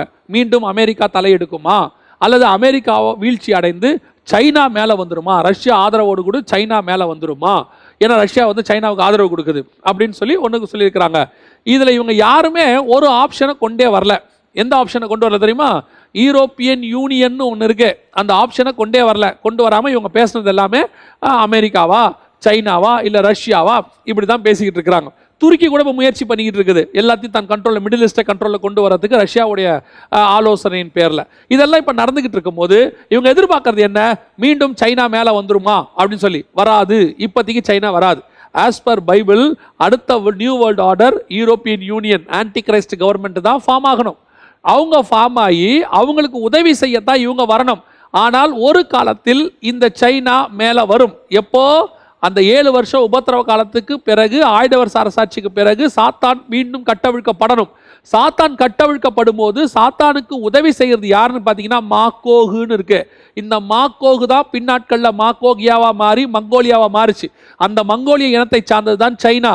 சைனாவுடைய சின்னம் தான் டிராகன். அந்த டிராகனுடைய கலர் தான் சிவப்பு. சைனா கம்யூனிசம், அவங்க சிவப்பு கலர். பைபிளில் ரெட் டிராகன் தான் கடைசி காலத்தில் இருக்கும்னு பைபிள் சொல்லுது. ஸோ சைனா தலையெடுக்கும், மேலே வரும், கடைசி காலத்தில் ஆளுகை செய்யும். இப்போ அல்ல, அதற்கு இன்னும் நாட்கள் இருக்கிறது. ஆனால் இப்பொழுது அர்மேகதான் யுத்தத்திற்கான ஒரு ஆயத்த பணியாக இப்பொழுது கிழக்கத்திய ராஜாக்கள் இப்பொழுது வாருக்கு தேவையானதான இப்பொழுது ரோடை போட்டிருக்கிறார்கள். இவங்க அத்தனை பேரும் ஒன்றாக இணைந்து இந்த ஆன்டி கிரைஸ்டுக்கு ஹெல்ப் பண்ணும்படி அர்மேகதான் வார் மெகிதோ பள்ளத்தாக்குக்கு போவாங்க. இப்போ ஒரு பக்கம் நல்லா கவனிச்சுக்கொள்ளுங்க, ஒரு பக்கம் ஆன்டி கிரைஸ்ட் புறப்பட்டு வருவான் மெகிதோ பள்ளத்தாக்குக்கு, ஒரு பக்கம் ஈஸ்ட்லேருந்து இவங்க புறப்பட்டு வருவாங்க. அது மேலேருந்து வடக்கு பக்கம் மேலேருந்து ஆண்டவர் இறங்கி வருவார். நான் சொல்றது வானத்திலிருந்து ஆண்டவர் இறங்கி வருவார். இப்போ இவங்க 3 பேரும் சேர்ந்து தான் அந்த யுத்தத்தை மேற்கொள்ள போகிறாங்க. இப்போ இந்த யுத்தத்திற்கான ஆயத்தத்தை நம்ம பார்க்குறோம். எந்த அளவுக்கு நடந்திருக்கு. யூப்ரட்டிஸ் வத்தி போச்சு, ரோடு போட்டாச்சு, சில்க் ரோடு போட்டாச்சு, சைனாவும் ரெடியாக இருக்கு. சரி, இப்போ இந்தியா வந்து சைனாவும் இந்தியாவும் டக் ஆஃப் ஆர் பண்ணிக்கிட்டு இருக்குதே அப்படின்னா ரஷ்யா இதில் சமாதானம் பண்ணுவதற்கு நிறைய வாய்ப்பு இருக்கிறது. ஏன்னா ஒரு மிகப்பெரியதான யுத்தம் தொடங்கும் போது இந்தியா வந்து ரஷ்யா சைடோ சைனா சைடோ கொண்டு போகிறதுக்கு நிறைய வேலைகள் நடக்கும். அந்த மாதிரி காரியங்கள்லாம் அவங்க செய்வாங்க. ஏன்னா ஒரு காலத்தில் 1947 இந்த 2014 வரைக்குமே இந்தியாவை நீங்கள் எடுத்துக்கிட்டிங்கன்னா ரஷ்யா சப்போர்ட்டர் தான். இந்த 10 ஆண்டு காலமாக தான் இந்தியா வந்து ரஷ்யா விட்டு வெளிப்படையாக அமெரிக்கா பக்கம் போயிருக்குது. அது வரைக்கும் இந்தியா நடுநிலைமை போல காட்டிக்கும், ஆனால் சப்போர்ட் முழுக்க ரஷ்யாவுக்கு தான் இருக்கும். இப்போ தான் இந்தியா வந்து வெளிப்படையாக அமெரிக்காவுக்கும் இஸ்ரேலுக்கும் தன்னுடைய சப்போர்ட்டை சொல்லுது. ஒருவேளை அரசாங்கம் மாறினால் மீண்டுமாக இந்தியா ரஷ்யா சப்போர்ட்டராக மாறுவதற்கும் வாய்ப்பு இருக்கிறது. சரி, இப்போ அடுத்து நம்ம மிக முக்கியமா பார்க்க போறோம் என்னன்னு கேட்டா, இந்த கிழக்கத்திய ராஜாக்களை கூட்டி சேர்த்தான்னு இருக்குல்ல, அவங்களை என்ன சொல்லி கூட்டி சேர்க்க போறாங்க? மேற்கத்திய நாடுகளும் கிழக்கத்திய நாடுகளும் ரெண்டு துருவம். இவங்க ரெண்டு பேரும் எப்பவுமே சேர மாட்டாங்க. இவங்க ரெண்டு பேருமே டோட்டல் அகைன்ஸ்டா இருப்பாங்க. இவங்க எல்லாரையும் ஒன்னா ஒரு கொடையின் கீழ் அந்திகிறிஸ்து கொண்டு வந்து சேர்ப்பானாமா. அது எங்க இருக்குது? வெளிப்படுத்துற விசேஷம் 16ஆம் அதிகாரத்துல 14வது வசனம் சொல்லுது. ரெவலேஷன் 16:14 14 சொல்லுது, அவைகள் அற்புதங்களை செய்கிற பிசாசின் ஆவிகள், அவைகள் பூலோகமும் உள்ள ராஜாக்களை சர்வ வல்லமையுள்ள தேவனுடைய மகா நாளில் நடக்கும் யுத்தத்திற்கு கூட்டி சேர்க்கும்படி புறப்பட்டு போகிறது. அந்தி கிறிஸ்துவுக்கும் கள்ள தீர்க்கதரிசியும் வலு சர்ப்பத்தின் வாயிலிருந்து புறப்பட்டு வரக்கூடிய ஆவிகள் என்ன செய்யுமா? பூமி எங்கும் இருக்கிற ராஜாக்களை கூட்டி சேர்க்குமா. யாருக்கு? கர்த்தருக்கு அகைன்ஸ்டாக, அர்மேகதான் யுத்தத்தில் தேவனுக்கு அகைன்ஸ்டாக கூட்டி சேர்க்குமா. எல்லாரையும் கூட்டி சேர்த்து அந்த யுத்தத்துக்கு கொண்டு வந்து நிறுத்துமா. அப்படி நிறுத்தணும்னு சொன்னா இந்த உலகத்தில் இருக்கிற எல்லா ராஜாக்களும் ஒன் பாயிண்ட்ல சேரணும், ஒரு குடையின் கீழே கொண்டு வரணும். எப்படி நடக்கும்? இப்போ யோசிச்சு பாருங்க. நான் சொல்றது வாய்ப்பு இருக்குதான்னு பாருங்க. எப்படி வாய்ப்பு இருக்குதா? அமெரிக்காவும் ஈரானும் சேருமா? நான் சொல்றது உங்களுக்கு புரியுதா? இந்தியாவும் சைனாவும் சேருமா? இப்போ இப்படி யோசித்து பாருங்க. இந்தந்த நாடுகள் எப்படி சவுத் கொரியாவும் நார்த் கொரியாவும் சேருமா? ஆனா வசனம் சொல்லுது அத்தனை ராஜாக்களையும் கூட்டி சேர்ப்பார்கள். எப்படி பாசிபிலிட்டி? இது எப்படி நடக்க வாய்ப்பு இருக்கிறது அப்படின்னு கேட்டா, இந்த இடத்துல 14வது வசனத்துல இந்த கள்ள தீர்க்கதரிசி, அப்புறம் வலு சர்ப்பம், அந்தி கிறிஸ்து, அதாவது பிசாசு, அந்தி கிறிஸ்து, கள்ள தீர்க்கதரிசி, இவங்க வாயிலிருந்து புறப்படக்கூடிய ஆவிகள் பொய்யின் ஆவிகள் அப்படின்னு வசனம் அங்க சொல்லுது. அதாவது 12-13 வசனம், வெளிப்படுத்தின விசேஷம் 16:12-13. 6ஆம் தூதன் தன் கலசத்தில் உள்ளதை ஐப்ராத் என்னும் பெரிய நதியின் மேல் ஊற்றினான். அப்பொழுது சூரியன் உதிக்கும் திசையிலிருந்து வரும் ராஜாக்களுக்கு வழியை ஆயத்தம் பண்ணும்படி அந்த நதியின் தண்ணீர் வற்றி போயிற்று. அப்பொழுது வரு சர்ப்பத்தின் வாயிலும் மிருகத்தின் வாயிலும் கள்ள தீர்க்கதரிசியின் வாயிலும் இருந்து தவளைகளுக்கு ஒப்பான 3 அசுத்த ஆவிகள் புறப்பட்டு வர கண்டேன். 3 அசுத்த ஆவிகள் வருது. பிசாசு பொய்யன், அவன் வாயிலிருந்து அசுத்த ஆவிகள் புறப்பட்டு வருது. இது வந்து ஜனங்களை கூட்டி சேர்க்க போகுது. எங்க கூட்டி சேர்க்க போகுது? அர்மேகதான் யுத்தத்துக்கு கூட்டி சேர்க்க போகுது. என்ன சொல்லி இவங்க கூட்டி சேர்க்க போறாங்க அப்படின்னு சொன்னா, இப்போ இவங்க ஒரு பொய்யை நமக்கு முன்பதாகவே சொல்லி வச்சுட்டாங்க. ஒரு பொய் ஏறக்குறைய ஒரு 100-200 வருஷமா ஓடிக்கிட்டே இருக்குது. அதான் நான் எப்பவும் சொல்லுவேன், பிசாசு என்ன பண்ணுவான், இந்த பைபிளில் சொல்லி இருக்கிற விஷயங்களை முன்பதாகவே ஜனங்களுக்கு அகைன்ஸ்டா சொல்லிக்கிட்டே இருப்பான். உதாரணமா, தலைப்பிள்ளை முதல் பேரானவராய் வந்து இயேசு சிலுவையில் அவன் தலையை நசுக்குவார் அப்படின்னு சொன்னா, இவன் என்ன பண்றான், முதற் பேரான பிள்ளைகளை ஆரம்பத்துல இருந்தே கொலை பண்ணிடுறான். மோசே காலத்துல இருந்தே ஆரம்பிக்கிறான். ஏன்னா எப்போ இயேசு பிறப்பான்னு அவனுக்கு தெரியாது. உடனே அவன் என்ன செய்யறான், தலைப்பிள்ளைய பலி கொடுத்தா நல்லதுங்கிற ஒரு கான்செப்டை மனுஷனுக்குள்ள விதைச்சிட்டான். அதனால என்ன பண்ணுவாங்க தெரியுமா, தலைப்பிள்ளை ஆம்பளை பிள்ளைய தான் நரபலி கொடுத்தவங்களாம் இருக்கிறாங்க. எத்தனையோ பேர் கொடுத்தவங்க இருக்கிறாங்க. தலைப்பிள்ளை ஆண் பிள்ளைய நரபலி கொடுப்பாங்க. அப்படி ஒரு பொய்யை வந்து சொல்லி வச்சுட்டான். அதே மாதிரி பார்த்தீங்கன்னா, இயேசு கன்னியின் வயிற்றில் பிறப்பாரு. அதாவது மனிதனுடைய உதவி இல்லாமல் ஒரு கன்னி கர்ப்பவதியாகுவாள் அப்படின்னு இருக்கு. இந்த கான்செப்டை முன்பதாகவே பல வேதங்கள்ல அவன் சொல்லி வச்சுட்டான். எப்படி வச்சுட்டான்? ஆண் துணை இல்லாமலேயே ஒரு பெண் கர்ப்பமாகிற ஒரு கான்செப்டை எங்க இருக்கு? கிரீக் மித்தாலஜிலேருந்து இருக்கு. இப்படி அவன் முன்னாடியே இந்த பொய்யை சொல்லிக்கிட்டே இருப்பான். இப்போவும் ஒரு பொய்யை வந்து உலகம் ஃபுல்லாக சொல்லி வச்சிருக்கிறான். என்ன சொல்லி வச்சிருக்கிறான் அப்படின்னு கேட்டீங்கன்னு சொன்னா, இயேசு கிறிஸ்து வரும்போது, அவர் பகிரங்கமாக வரும்போது இந்த யுத்தத்திற்கு எல்லாரையும் கூட்டி சேர்க்கணும். இவங்க எல்லாரையும் ஒரு பாயிண்ட்ல இணைக்கிறதுக்கு அவன் வச்சிருக்கிற மிக முக்கியமான பொய் தான் ஏலியன்ஸ் அப்படின்னு சொல்றது, அல்லது UFO, அன்டிஃபைன்ட் ஃப்ளையிங் ஆப்ஜெக்ட். அப்படின்னா என்னங்க, உங்களுக்கு ஈஸியாக புரியறதுக்கு சொல்றேன். நீங்க கேள்விப்பட்டிருப்பீங்க தெரியுமா, பறக்கும் தட்டு வருது, வேற்று கிரகவாசிகள் வராங்க அப்படின்னு கேட்டிருப்பீங்க. இதுதான் அந்த மாதிரி காரியங்கள் நீங்க பார்த்துருப்பீங்க. இந்த மாதிரி வேற்று கிரகவாசிகள் இந்த மாதிரி காரியங்கள்லாம் பார்த்துருப்பீங்க. இவங்கெல்லாம் வர்றதை நீங்க நியூஸில் அல்லது வந்துட்டு இப்படி ஒரு காரியம் சொல்லிக்கிட்டே இருப்பாங்க. அதில் வேற ஒரு கதை ஒன்று விடுவாங்க. அமெரிக்கா வந்து இந்த மாதிரி ஒரு ஆளை பிடிச்சிருச்சு, அப்புறம் ஏரியா 52ங்கிற இடத்துல மறைச்சி வச்சிருக்கிறாங்க, அப்படி இப்படின்லாம் சொல்லிக்கிட்டே இருப்பாங்க. ஆனால் இது வரைக்கும் இந்த மாதிரி எடுத்ததுக்கான ப்ரூஃபே கிடையாது. ஒன்றும் ப்ரூஃப் கிடையாது. திடீர்னு ஒரு வீடியோ காட்டுவாங்க. அந்த வீடியோவில் பார்த்தீங்கன்னா ஒரு ஃப்ளையிங் ஆப்ஜெக்ட் பறந்துச்சு. திடீர்னு பார்த்தா வேற்று கிரகத்தில் சவுண்டு கேட்குது. மிகப்பெரிய விஞ்ஞானி ஸ்டீஃபன் ஹாக்கின்ஸ் அவர் கூட இந்த UFO பற்றி சொல்லும்போது, வேற்று கிரகவாசிகள் இருக்கிறாங்க, நம்ம அவங்க ஒரு நாள் இல்லை ஒரு நாள் இந்த பூமியை இன்வைட் பண்ணுவாங்க, வந்து பிடிப்பாங்க, அது நடக்க போகுது அப்படின்னு சொல்லிட்டு பல விஞ்ஞானிகள் இப்போ என்ன சொல்கிறாங்கன்னா, உங்களுக்கு ஒருவேளை வேற்று கிரகத்தில் சவுண்டு கேட்டால் அவங்களோட சண்டை போட்டுறாதீங்க, சமாதானமாக பேசுங்க, அவங்க வந்து பூமியை பிடிப்பாங்க. இந்த பொய்யை வந்து அப்படியே மூவிஸாக எடுக்க ஆரம்பித்தாங்க. ஏன்னா இந்த மீடியா வந்து இந்த மாதிரி ஆட்களுடைய கையில் தான் இருக்கு. அவங்க சொல்லக்கூடிய பொய்யை நம்ம மனசுல பதிக்க தொடங்கி இருக்கிறாங்க. ரொம்ப நாளா இந்த வேற்றுக்கிரகவாசி கான்செப்ட் ஓடிக்கிட்டே இருக்கு. நீங்க பார்த்துருப்பீங்க. அதுவும் இந்த வேற்றுக்கிரகவாசிகள் எல்லாம் பார்த்தீங்கன்னு சொன்னா ஒரே பேட்டர்ன்ல இருப்பாங்க. அதாவது அவங்க என்னவா டிசைன் பண்றாங்களோ அத்தனை பேரும் ஒரே மாதிரி இருப்பாங்க. நீங்க பார்த்துருப்பீங்கன்னு நினைக்கிறேன். இந்த ப்ரீடேட்டர்ஸ், அப்புறம் வந்துட்டு ஏலியன்ஸ், இதெல்லாம் நிறைய மூவிஸ்ல காட்டிகிட்டே இருப்பாங்க. இந்த மாதிரி வராங்க. இது என்ன உண்மை? வேற்று கிரகத்தில் ஒரு பெரிய ஸ்பேஸ் ஷிப் ஒன்று வருது, அது வந்து பூமியை பிடிக்க வருது. உடனே பார்த்தீங்கன்னா உலகத்தில் இருக்கிற எல்லாரும் சேர்ந்து அதை என்ன செய்வாங்க, அந்த ஸ்பேஸ் ஷிப்பை ஜெயிச்சு அடிச்சு அவரை விரட்டி விட்டு நம்ம பூமியை காப்பாற்றிட்டோம் அப்படின்வாங்க. இதுதான் அந்த பாயிண்ட். உங்கள் மைண்டில் ஒன்று ஏற்றிக்கிட்டே இருக்கிறாங்க. வேற்று கிரகவாசிகள் வரப்போகிறாங்க, பூமியை பிடிக்க போகிறாங்க. இது யாருக்காக உண்டாக்கப்பட்டது? எதுக்காக சொல்லப்படுது? வேற எதுக்காகவும் சொல்லப்படலை.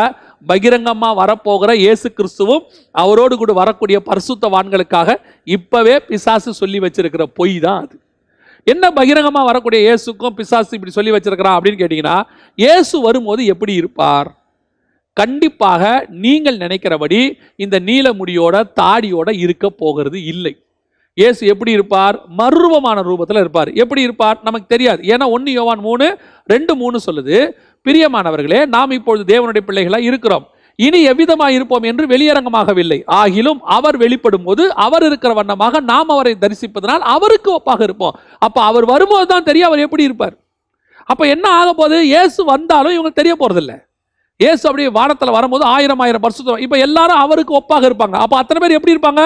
ஒரே மாதிரி. இயேசு அவருடைய சாயல் அத்தனை ஒரே மாதிரி இருக்கும். இதுதான் ஏலியன்ஸ். இவங்க எல்லாம் வந்து அப்படி இறங்குவாங்க. எங்க இறங்குவாங்க? ஒலிவமலையில வந்து அவருடைய சேனை இறங்கும். எப்படி வரப்போறாரு? 19ஆம் அதிகாரத்தில் இருக்கு, 16ஆம் அதிகாரத்தில் இருக்கு. வெளிப்படுத்தின விசேஷம் நீங்க படிச்சு கொள்ளலாம். அவருடைய சேனைகள் வந்து இறங்குமா. அப்படியே இறங்கி இவங்க எல்லாரும் எப்படி இருக்க போறாங்க? வித்தியாசமான ஒரு உருவம், வித்தியாசமான ஒரு அமைப்பு, ஆவியில இருக்க போறாங்க. அவங்க வந்து அப்படி இறங்கும் போது அப்பதான் சொல்ல போறாங்க, இந்த ஏலியன்ஸை தான் நாங்க இத்தனை நாள் சொன்னோம். நாங்க சொல்லும் போது இல்லைன்னு சொன்னீங்களே, பாருங்க ஏலியன்ஸ் வந்துட்டாங்க, பூமியை பிடிக்க வந்துட்டாங்க. இத்தனை வருஷம் நாங்கள் ஆராய்ச்சி பண்ணோம். இந்த ஏலியன்ஸோட நம்ம என்ன செய்ய போறோம்? சண்டை போட போறோம். நாம பூமியை காப்பாற்றி போறோம். த இண்டிபெண்டன்ஸ் டே அப்படின்னு சொல்லிலாம் ஆரம்பிப்பாங்க. ஆரம்பிச்சு எப்படியாவது இயேசு கிறிஸ்து கையிலிருந்தும் அவங்க பரிசுத்தவான்கள் கையிலிருந்தும் இந்த பூமியை காப்பாற்றணும்னு சொல்லி என்ன செய்ய போறாங்க? அவங்க ஒரு மிகப்பெரிய யுத்தத்தை ஆயத்தம் பண்ணுவாங்க. அதான் இங்க வசனம் சொல்லுது, தேவனுடைய மகா நாளில் நடக்கும் யுத்தத்திற்கு கூட்டி சேர்த்தான். இதுதான் அந்த வாயிலிருந்து புறப்பட போற அசுத்தாவிகள் சொல்ல போற பொய். அந்த பொய் இப்பவே சொல்லிட்டாங்கன்னா அந்த அசுத்தாவிகள் புறப்பட்டுருச்சுன்னு அர்த்தம். இப்ப அந்த பொய் ஜனங்கள் மத்தியில பரவலா போயிட்டே இருக்கு. அதுவும் இந்த 2000க்கு அப்புறம் நிறைய சயின்டிஸ்ட் UFO பத்தி பேசுறாங்க. நிறைய சயின்டிஸ்ட் இந்த ஏலியன்ஸை பத்தி சொல்றாங்க. வராங்க, சவுண்டு கேட்குது, நாங்க பார்த்தோம். சமீபத்தில் சைனால ஒருத்தர் சொல்லியிருந்தார் ஒரு 4 வருஷத்துக்கு முன்னாடி. பெரிய ஆச்சரியமா போச்சு. நானுமே பேப்பர்ல பார்த்துட்டு ஆச்சரியப்பட்டுட்டேன். என்னன்னு சொன்னா, வேற்று கிரகத்துல இருந்து உலகத்தை சுத்தி பார்க்க சில வேற்று கிரகவாசிகள் வந்தபோது அதுல ஒருத்தர் வழி தவறி அவர் வீட்டுக்கு வந்துட்டார். உடனே இவர் என்ன பண்ணிட்டாரா, அவரை பிடிச்சி கட்டி வீட்டில் ஃப்ரிட்ஜில் வச்சுட்டேன்னு சொல்லி இவர் என்ன பண்ணிட்டாரு, யூடியூப்ல பேசிட்டார். என் வீட்டில் ஏலியன்ஸ் இருக்கிறாங்க, ஒருத்தர் மிஸ் ஆயிட்டாரு, அவர் குட்டி உருவம் 2 அடி கூட இல்லை, அவரை பிடிச்சி என் ஃப்ரிட்ஜுக்குள்ளே வச்சுட்டேன் தப்பிச்சு போகாதபடிக்கு அப்படின்னு போட்ட உடனே சைனீஸ் கவர்மெண்ட் என்ன பண்ணுச்சு, வீட்டை சுற்றி வளைச்சி அவரை உள்ளே போய் பார்த்தா ஃப்ரிட்ஜில் ஏலியன்ஸே இல்லை, வெறும் காய்கறி தான் இருக்கு. என்னன்னு கேட்டால் சும்மா சொன்னேன்னாரு. ஆனால் அதுக்கு அவர் சொன்னதுக்கு முதல் நாள் பயங்கர வைரல் ஆயிடுச்சு. அதான் நம்ம ஆளுங்க எந்த கதை விட்டாலும் வைரல் பண்ணுறதுல இப்போ ஒரு மிக முக்கியமான ஒரு பொறுப்பாக வச்சுட்டு அலையிறோம்ல. எந்த ஒரு விஷயத்தையும் உண்மையா பொய்யான்னு கூட ஆராயாமல் உடனே நம்ம வைரல் பண்ணுறத ஒரு பெரிய இம்பார்ட்டன்ட் வேலையை வச்சுட்டு உலகம் இன்னைக்கு செய்யுது. இப்போ அதன்படி தான் இது இந்த பொய் பரவுச்சு. இப்போ இந்த வைரலாக்கிற விஷயத்தை தான் பிசாசு யூஸ் பண்ண போகுது. என்ன யூஸ் பண்ணி இந்த மாதிரி ஒரு ஆட்கள் வராங்க. நல்லா தெரிஞ்சுக்கொள்ளுங்க விசுவாசிகள், நல்லா தெரிஞ்சுக்கொள்ளுங்க. இந்த உலகத்தில் பூமியை ஆண்டவர் உண்டாக்கி அதில் நம்மளை வச்சிருக்கிறார். இதை விட்டாச்சுன்னா வானமண்டலத்தின் பொல்லாத சேனைகள், அதை விட்டாச்சுன்னா பரலோகத்தில் நம்முடைய தேவனும் தூதர்களும், அதையும் விட்டாச்சுன்னா தாழ்ந்த பாதாளத்தில் துன்மார்க்கர்கள், அதையும் விட்டாச்சுன்னா பரதீசில பரிசுத்தவான்கள். இதை தவிர்த்து வேற்று கிரகமோ கிரகவாசிகளோ அப்படி ஒருத்தர் இருக்கிறதாவோ வேதம் நமக்கு சொல்லலை. அதனால நீங்க அதை ஏற்றுக்கொள்ள வேண்டிய அவசியமும் இல்லை. இன்னைக்கு நிறைய பேர் இந்த ஒரு கதை, இது எதுக்காக, அர்மகதான் யுத்தத்திற்காக இதை செஞ்சுக்கிட்டு இருக்கிறாங்க. ஆனா இந்த அசுத்த ஆவிகள் இவங்களை நம்ப வைக்கிறதுக்கு என்ன செய்யுமா? அந்த 14வது வசனம் சொல்லுது, 16-14, அவைகள் அற்புதங்களை செய்கிற பிசாசின் ஆவிகள், அவைகள் பூலோகமெங்கும் இருக்கிற ராஜாக்களை, இவைகள் என்ன செய்யும், அற்புதங்களை செய்கிற பிசாசின் ஆவிகள். அதுக்கு தான் நாங்கள் திருப்பி திருப்பி சொல்கிறோம், இந்த கடைசி காலத்தில் பிசாசுகள் அற்புதங்களை செய்ய ஆரம்பிச்சிருக்குது. ஒரு காலத்தில் நாம் அற்புதங்களை செஞ்சுக்கிட்டு இருந்தோம் தேவ பிள்ளைகள், பிசாசுகள் அற்புதங்களை செய்யாமல் இருந்துச்சு. ஆனால் இப்போ பிசாசுகள் அற்புதங்களையும் செய்யுது. பிசாசுகள் எல்லா காலத்துலையும் செய்யும், இப்போ வெளியரங்கமாக செய்யுது. அதான் நான் வேதத்தில் நீங்கள் பார்த்தீங்கன்னா, ஒரு காலத்தில் பாகால் தீர்க்கதரிசிகளுக்கும் எலியா தீர்க்கதரிசிக்கும் என்ன வித்தியாசம்னா, வானத்திலிருந்து அக்கினி இறக்குற தேவனே மெய்யான தேவன் சொன்னாங்க. ஆனால் கடைசி காலத்தில் வெளிப்படுத்தல் 13:13 நீங்கள் வாசிச்சிங்கன்னா, இந்த பாகால் தீர்க்கதரிசிகள் வழியில் வந்த அந்தி கிறிஸ்துவனுடைய ஆட்கள் வானத்திலிருந்து அக்கினி இறக்குறாங்கன்னு இருக்கு. அப்போ என்ன அர்த்தம்? அன்னைக்கு செய்ய முடியாத அற்புதத்தை கடைசி காலத்தில் பிசாசுகள் செய்ய போது கர்த்தர் அந்த பர்மிஷன் கொடுக்குறார். அதான் சொல்ல, ஒரு காலத்தில் வெளியே அற்புதங்கள் நடந்துட்டு இருந்துச்சு, இப்போ சபைகளுக்குள்ளே வர தொடங்கி இருக்குது. சபைகளுக்குள்ள மாயையான காரியங்கள், பொய்யான அற்புதங்கள், போலியான மேஜிக் ஷோ நடத்துற மாதிரி காரியங்கள் நடத்துறது. எந்த சபை எந்த ஊழியக்காரங்கிறது முக்கியம் இல்லை, நடத்துறது யாருங்கிறது தான் முக்கியம். இன்னைக்கு சபைகளுக்குள்ளே உங்களை ஏமாத்துற காரியங்கள், அற்புதங்கள் நடக்குது. You must be very careful. அற்புத அடையாளம் எதுக்கு தெரியுமா? வசனம் தெளிவா சொல்லுது, வசனத்தை உறுதிப்படுத்துவதுக்கு தான். அதாவது பெர்ஃபார்ம் பண்றதுக்கு இல்லை. இப்ப இயேசு கிறிஸ்து தண்ணீரை திராட்சரசமாய் மாற்றினார். எதற்காக? அந்த தேவை இருந்துச்சு, அவங்களுக்கு தண்ணீர் திராட்சரசம் குறைவுபட்டுச்சு, அதுக்கு பின்னாடி ஒரு ஆவிக்குரிய சத்தியம் இருந்துச்சு, அதனால தண்ணியை திராட்சரசமா மாத்தினார். இப்போ சும்மாவே தண்ணி திராட்சரசமா மாறுது. எதுக்காக? ஆராதனையில மாத்தி காட்டுறாங்க. எதுக்காக? டேஸ்ட் பண்ணி பாருங்க. டேஸ்ட் பண்ணி பார்த்தா ஆமா திராட்சரசமா இருக்கு. அதனால் என்ன பிரயோஜனம்? யாருக்கு பிரயோஜனம்? எந்த கல்யாணத்தை திராட்சரசம் மாறிச்சு, அதனால என்ன பிரயோஜனம் தெரியுமா? அந்த ஊழியக்காரர் பவர்ஃபுல் ஆனவர்னு காட்டுற ஒரு மேஜிக். இதுதான் பிசாசு செய்யற அற்புதம்.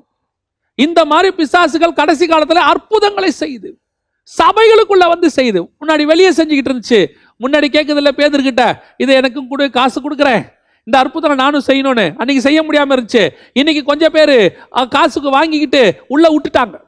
அதனுடைய விளைவு என்ன? சபைகளுக்குள்ள அற்புதம் அப்படின்னு பொய்யான அற்புதங்கள். அதான் பைபிள் சொல்லுது 2 தெசலோனிக்கேயர் 2:9, பொய்யான அற்புதங்கள் நடக்கும். விசுவாசிகள் தயவு செய்து கடைசி காலத்தில் ஜாக்கிரதையாக இருங்கள். உங்களுக்கு தான் சொல்றேன், அற்புத அடையாளங்கள் உங்களுக்கு தேவையானால் உங்கள் வீட்டிலே உங்களுக்கு கர்த்தர் செய்வதற்கு வல்லமை உள்ளவராய் இருக்கிறார். நீங்க முழங்கால் போட்டு ஜெபம் பண்ணுங்க, கர்த்தர் உங்களுக்கு அற்புதத்தை செய்வார், தேவன் செய்வார். இன்னும் நான் ஒருபடி மேலே போக சொல்றேன், உங்களை கொண்டு அநேகருக்கு அற்புத அடையாளங்களை கர்த்தர் செய்வார். அதுக்கு தான் கர்த்தர் உங்களை வச்சிருக்கிறார். விசுவாசிக்கிறவர்களால் நடக்கிற அடையாளங்கள் அவனை. இன்னைக்கு அந்த இடத்துல இருக்க வேண்டிய நீங்க அற்புத அடையாளங்களை நம்பாதீங்க. இன்னும் பெரிய பெரிய அற்புதங்கள் நடக்கும். இந்த லாக்டவுனுக்கு பிறகு நான் நம்புறேன், ஒரு கூட்டம் கர்த்தருக்கு எழுப்புதலுக்கு வல்லமையா பயன்படும், ஒரு பக்கம் பிசாசுக்கு ஒரு கூட்டம் பயங்கரமா வல்லமையா பயன்படும். நான் சொல்றது கிறிஸ்தவர்கள்லயே சொல்றேன், சபைகள்லயே சொல்றேன். அந்தி கிறிஸ்துக்கு வேலை செய்யற சபைகள்லாம் பயங்கரமா வர தொடங்க போகுது. இவங்க கடைசி காலத்துல எவனை விழுங்கலாமோ என்று வகை தேடி பிசாசு சுத்தி திரியிறான். ஒரு நாள் உள்ள வர முடியாம இருந்தவன் இன்னைக்கு உள்ள வர தொடங்கிட்டான். ரொம்ப கேர்ஃபுல்லா இருந்து கொள்ளுங்க. இந்த பைபிளை தூக்கிட்டு சம்பந்தம் இல்லாத ஆட்கள் வீடு வீடா வருவாங்க. அப்படி வீடு வீடா வரக்கூடிய ஆட்களை தயவு செய்து நம்பாதிருங்கள். உங்களுக்கு ஒரு ஊழியக்காரர், உங்களுக்கு ஒரு சபை, உங்கள் ஊழியக்காரரை அனுமதிங்கள். நான் ஏன் சொல்றேன்னா, மற்றவங்களை குறை சொல்லல, உங்களுக்கு யார் என்று உங்களால் ஆவிகளை பகுத்தறிகிறது இல்லை. இன்னைக்கு யார் பைபிளை தூக்கிட்டு இருந்தாலும் வீட்டுக்குள்ள விட்டுறீங்க. வர்றவங்க அசுத்த ஆவியா நல்ல ஆவியா தெரிய மாட்டேங்குது. இன்னைக்கு பல இடங்கள்ல நடக்கிற ஒரு விஷயம் என்னன்னா, நான் சாரி டு சே, ஆனால் சொல்கிறேன், உங்களுடைய எச்சரிப்புக்காக நான் சொல்கிறேன்.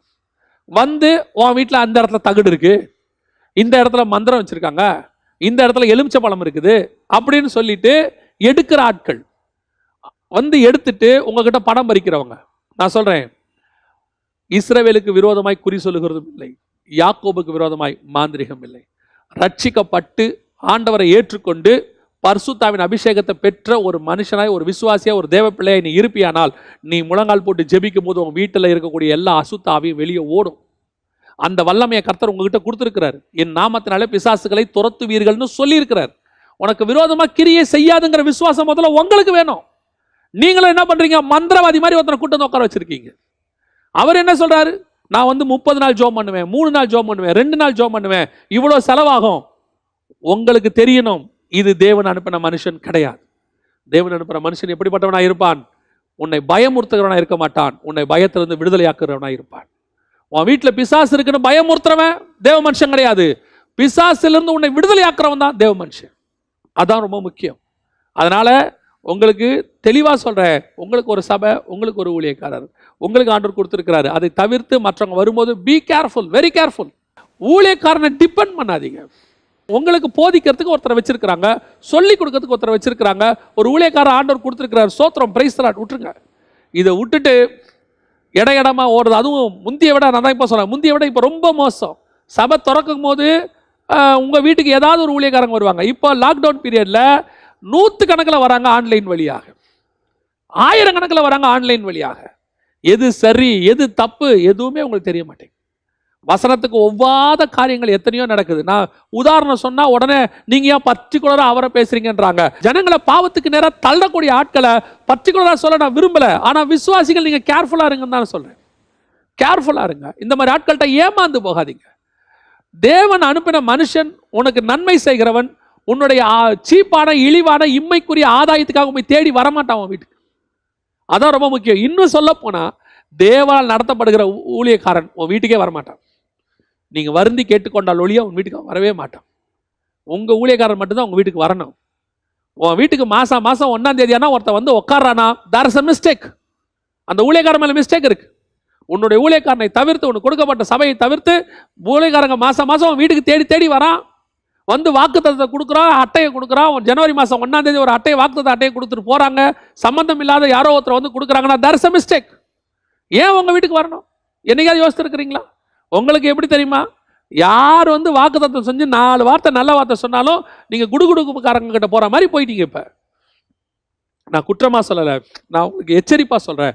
ரொம்ப கேர்ஃபுல்லா இருங்க. கடைசி காலத்துல அற்புதங்களை செய்கிற பிசாசின் ஆவிகள் சுத்தி கொண்டிருக்கிறது. அது சபைகளுக்குள்ளேயும் நுழைந்து விட்டது. சபைகள்ல ரொம்ப கேர்ஃபுல்லா இருங்க. புல்பீட்டு மேல ஒரு ஊழியக்காரனை ஏத்துறதா இருந்தா, சபைக்குள்ள ஒரு ஊழியக்காரன் பேசுறதா இருந்தா, கர்த்தர் உங்களுக்கு அந்த மனுஷனை குறித்து சொல்லி இருந்தா மட்டும்தான் ஏத்தணும். தனிப்பட்ட முறையில் ஆவியானவர் இடைப்படணும். தெரியாத ஆட்களை ஏத்தாதீங்க. தெரிஞ்சவனா இருந்தாலும் ரொம்ப கேர்ஃபுல்லாக இருந்து கொள்ளுங்க. இட்ஸ் வெரி டேஞ்சரஸ் பீரியட் நம்ம இருக்கிறோம். கடைசி காலத்துல அற்புதங்களை செய்கிற ஆவிகள் கூட்டி சேர்க்க போகிறது. நான் கடைசியாக ஒரு காரியத்தை சொல்லிட்டு முடிக்க விரும்புகிறேன். இப்படி கூட்டி சேர்க்கிற இவர்கள் எவ்வளவு பேர் இருப்பாங்கன்னு பைபிள் சொல்லுது. வெளிப்படுத்தின விசேஷம் 9ஆம் அதிகாரத்தில் நீங்கள் வாசிக்கும் போது இப்படி கூட்டி சேர்க்கிறவர்கள் 16வது வசனத்துல 20 கோடி பேர் இருப்பாங்கன்னு பைபிள் சொல்லுது. என்னைக்கு சொல்லுது பாருங்க, 20 கோடி பேர் இருப்பாங்கன்னு இருக்கு.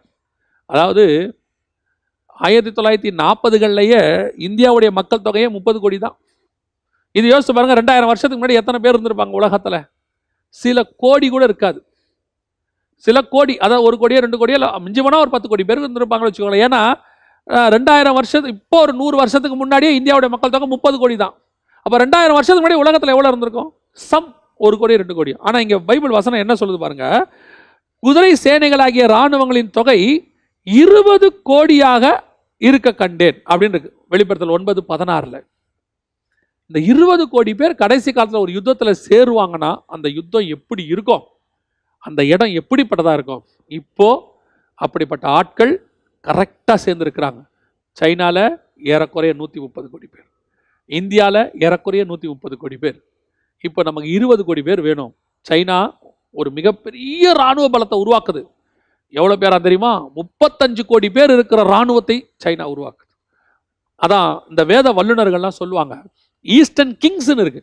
ஈஸ்டர்ன் கிங்னா ஒன்றை குறிக்கும். ஈஸ்டர்ன் கிங்ஸ் அதாவது சூரியன் உதிக்கும் திசையிலிருந்து வரும் ராஜாக்கள் அப்படின்னு. அப்படின்னா ஒன்றுக்கும் மேற்பட்டவர்கள். அப்படின்னா சைனா கூட இன்னொரு நாடும் இருக்கணும்.